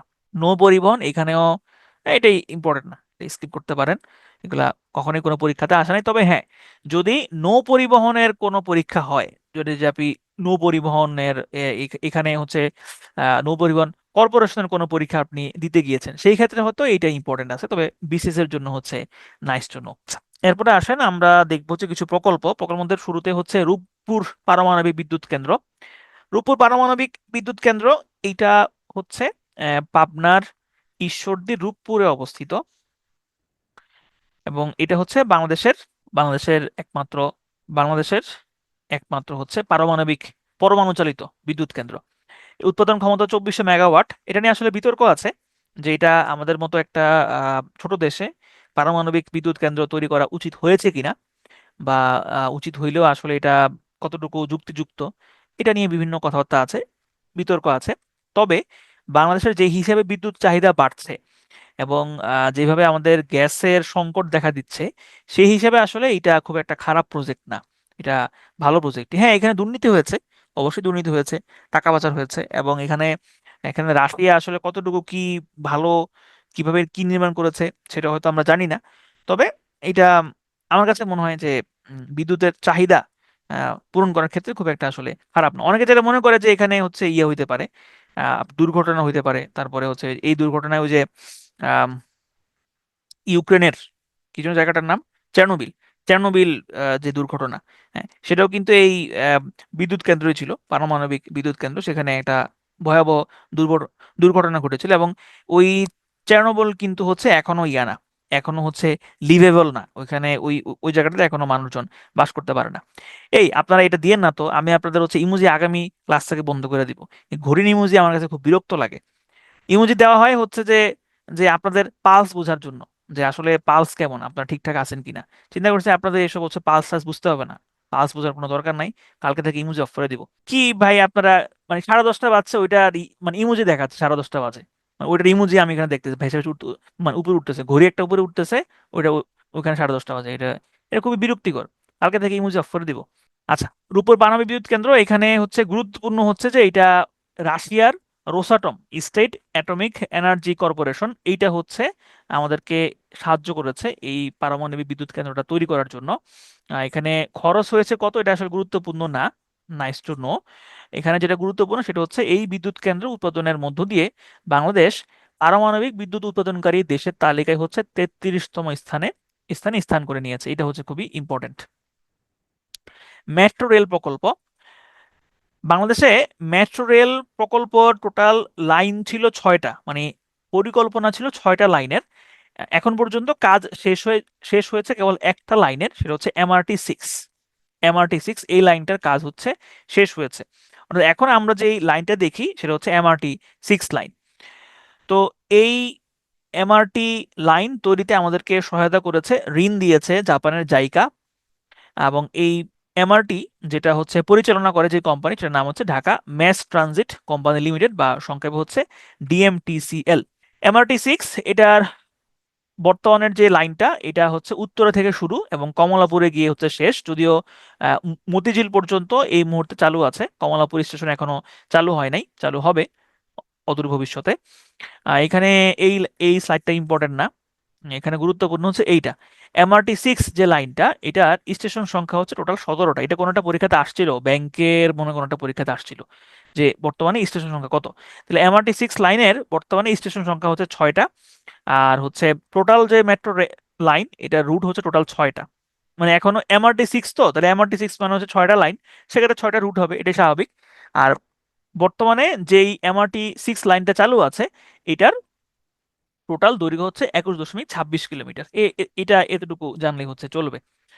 মাদারবাড়ি গভীর সমুদ্র বন্দর, বাংলাদেশে 3টা সমুদ্র বন্দর রয়েছে, আর বাংলাদেশের চতুর্থ সমুদ্র বন্দর হতে যাচ্ছে মাদারবাড়ি গভীর সমুদ্র বন্দর। অন্তর্বর্তীকালীন সরকার গত সরকারের অনেকগুলো প্রকল্প বন্ধ করে দিলেও কিছু প্রকল্প বন্ধ করে নাই, তার মধ্যে একটা হচ্ছে এই মাতারবাড়ি গভীর সমুদ্র বন্দর। কারণ আসলে এই প্রকল্পটা আমাদের জন্য খুব গুরুত্বপূর্ণ একটা প্রকল্প। কারণ হচ্ছে চট্টগ্রাম বন্দর, মোংলা বন্দর বা পায়রা বন্দর, এখানে বড় বড় যেই জাহাজগুলো আছে, লার্জ ভেসেল যেগুলো আছে, সেগুলো আসলে নোঙ্গর করতে পারে না। কারণ হচ্ছে আমাদের এই বন্দরগুলোর গভীরতা খুব বেশি না, গভীরতা হচ্ছে কম। তো এই কারণে এখানে আহ, বড় বড় জাহাজগুলো নোঙ্গর করতে পারে না। এগুলো সমুদ্র বন্দরের কিছুটা দূরে নোঙ্গর করে থাকে। তখন হচ্ছে ওই জাহাজগুলো থেকে ছোট ছোট জাহাজে করে কন্টেইনার এগুলো বন্দরে নিয়ে আসতে হয়। এটা খুবই সময় সাপেক্ষ একটা ব্যাপার। তাহলে এই মাতারবাড়ি গভীর সমুদ্র বন্দরটা তৈরি হইলে হচ্ছে এই সমস্যাটা আসলে কেটে যাবে। তো এইটা কোথায় অবস্থিত? মাতারবাড়ি হচ্ছে এটা কক্সবাজারের মহেশখালী উপজেলাতে অবস্থিত, এবং এটা তৈরির পিছনে আমাদেরকে সাহায্য করছে হচ্ছে জাপান, এবং আশা করা যাচ্ছে 2026 সালে এই মাতারবাড়ি সমুদ্র বন্দরটা আমরা হাতে পাবো। এখানে চ্যানেলের গভীরতা, মানে হচ্ছে এটার গভীরতা হচ্ছে 18.5 মিটার। গভীর সমুদ্র বন্দরগুলোর গভীরতাগুলো এরকমই হয়। চ্যানেলের দৈর্ঘ্য হচ্ছে 14.3 কিলোমিটার। কর্ণফুলী টানেল, এটা খুব একটা ইম্পর্টেন্ট না, এখন এটা পরীক্ষার জন্য আসবে না, আপনারা এটা স্কিপ করতে পারেন, এটাকে ক্রস দিয়ে দিলাম। BRT বাস র্যাপিড ট্রানজিট প্রকল্প, এটা হচ্ছে গাজীপুর থেকে শাহজালাল বিমানবন্দর পর্যন্ত একটা প্রকল্প। এটার হচ্ছে স্টেশন কত, দৈর্ঘ্য কত প্রয়োজন নাই, জাস্ট জানলে চলবে যে এটা কোথা থেকে কত পর্যন্ত আছে, গাজীপুর থেকে শাহজালাল।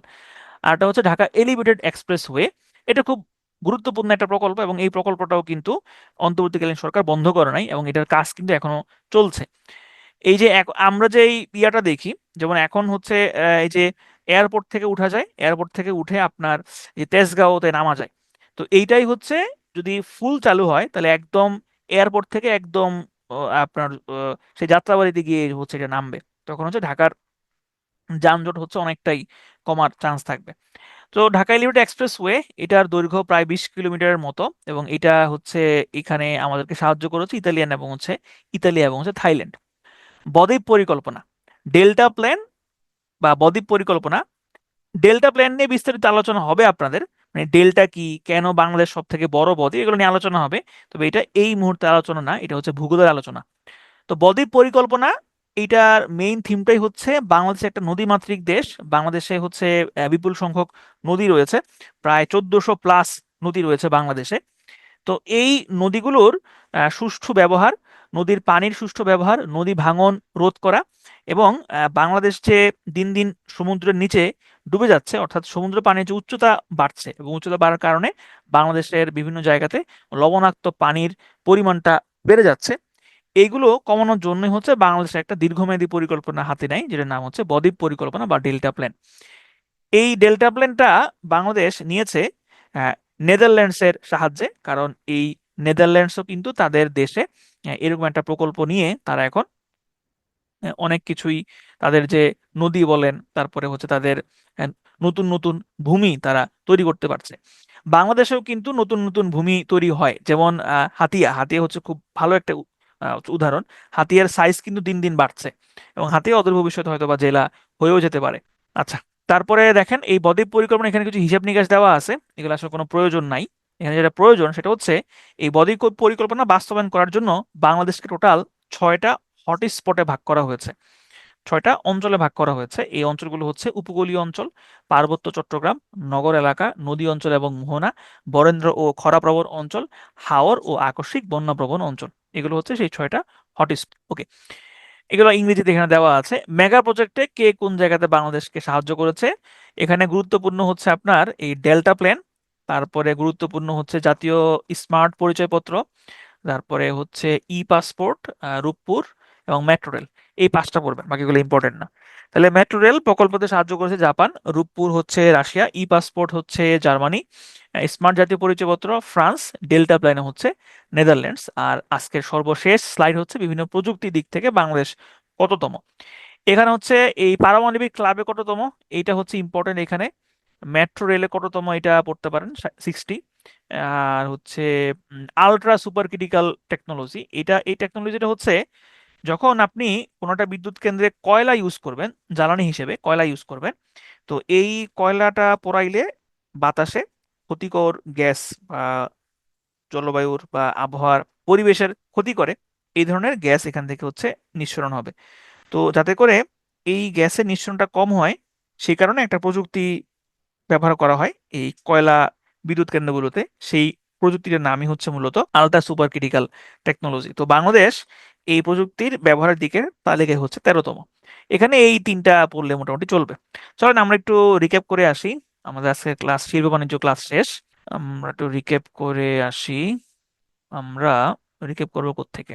আমরা রিক্যাপ করবো হচ্ছে শিল্পাঞ্চল থেকে আমরা রিক্যাপ করি। শিল্পাঞ্চল হচ্ছে বাংলাদেশের বেজা এবং বেবজা, এই 2টা অথরিটি রয়েছে যারা বাংলাদেশ শিল্পাঞ্চলগুলো হচ্ছে নিয়ন্ত্রণ করে। এর মধ্যে বাংলাদেশ ইকোনমিক জোন অথরিটি বা বেজা, এটা প্রতিষ্ঠিত হয় 2010-এ। তারপর হচ্ছে আহ, এই বেজার আন্ডারে রয়েছে দেশের সর্ববৃহৎ অর্থনৈতিক অঞ্চল NSEZ, national economic special economic zone. এরপরে হচ্ছে BEPZA, Bangladesh export processing zone authority. বাংলাদেশের টোটাল ইপিজেড এর সংখ্যা হচ্ছে 10টা, এর মধ্যে সরকারি 8টা এবং বেসরকারি হচ্ছে 2টা। আচ্ছা, এইখানে আমরা দেখলাম হচ্ছে BIDA, Bangladesh investment development authority, আগারগাঁওতে অবস্থিত। প্রধান উপদেষ্টা হচ্ছে বোর্ডের প্রধান এবং বোর্ডের চেয়ারম্যান হচ্ছে আশিক চৌধুরী। 3টা সমুদ্র বন্দর বাংলাদেশে রয়েছে, চট্টগ্রাম, মংলা এবং পায়রা। চতুর্থ সমুদ্র বন্দর হতে যাচ্ছে মাতারবাড়ি সমুদ্র বন্দর। ওকে, তারপরে আমরা দেখলাম খনিজ সম্পদের মধ্যে 1 নম্বর হচ্ছে প্রাকৃতিক গ্যাস।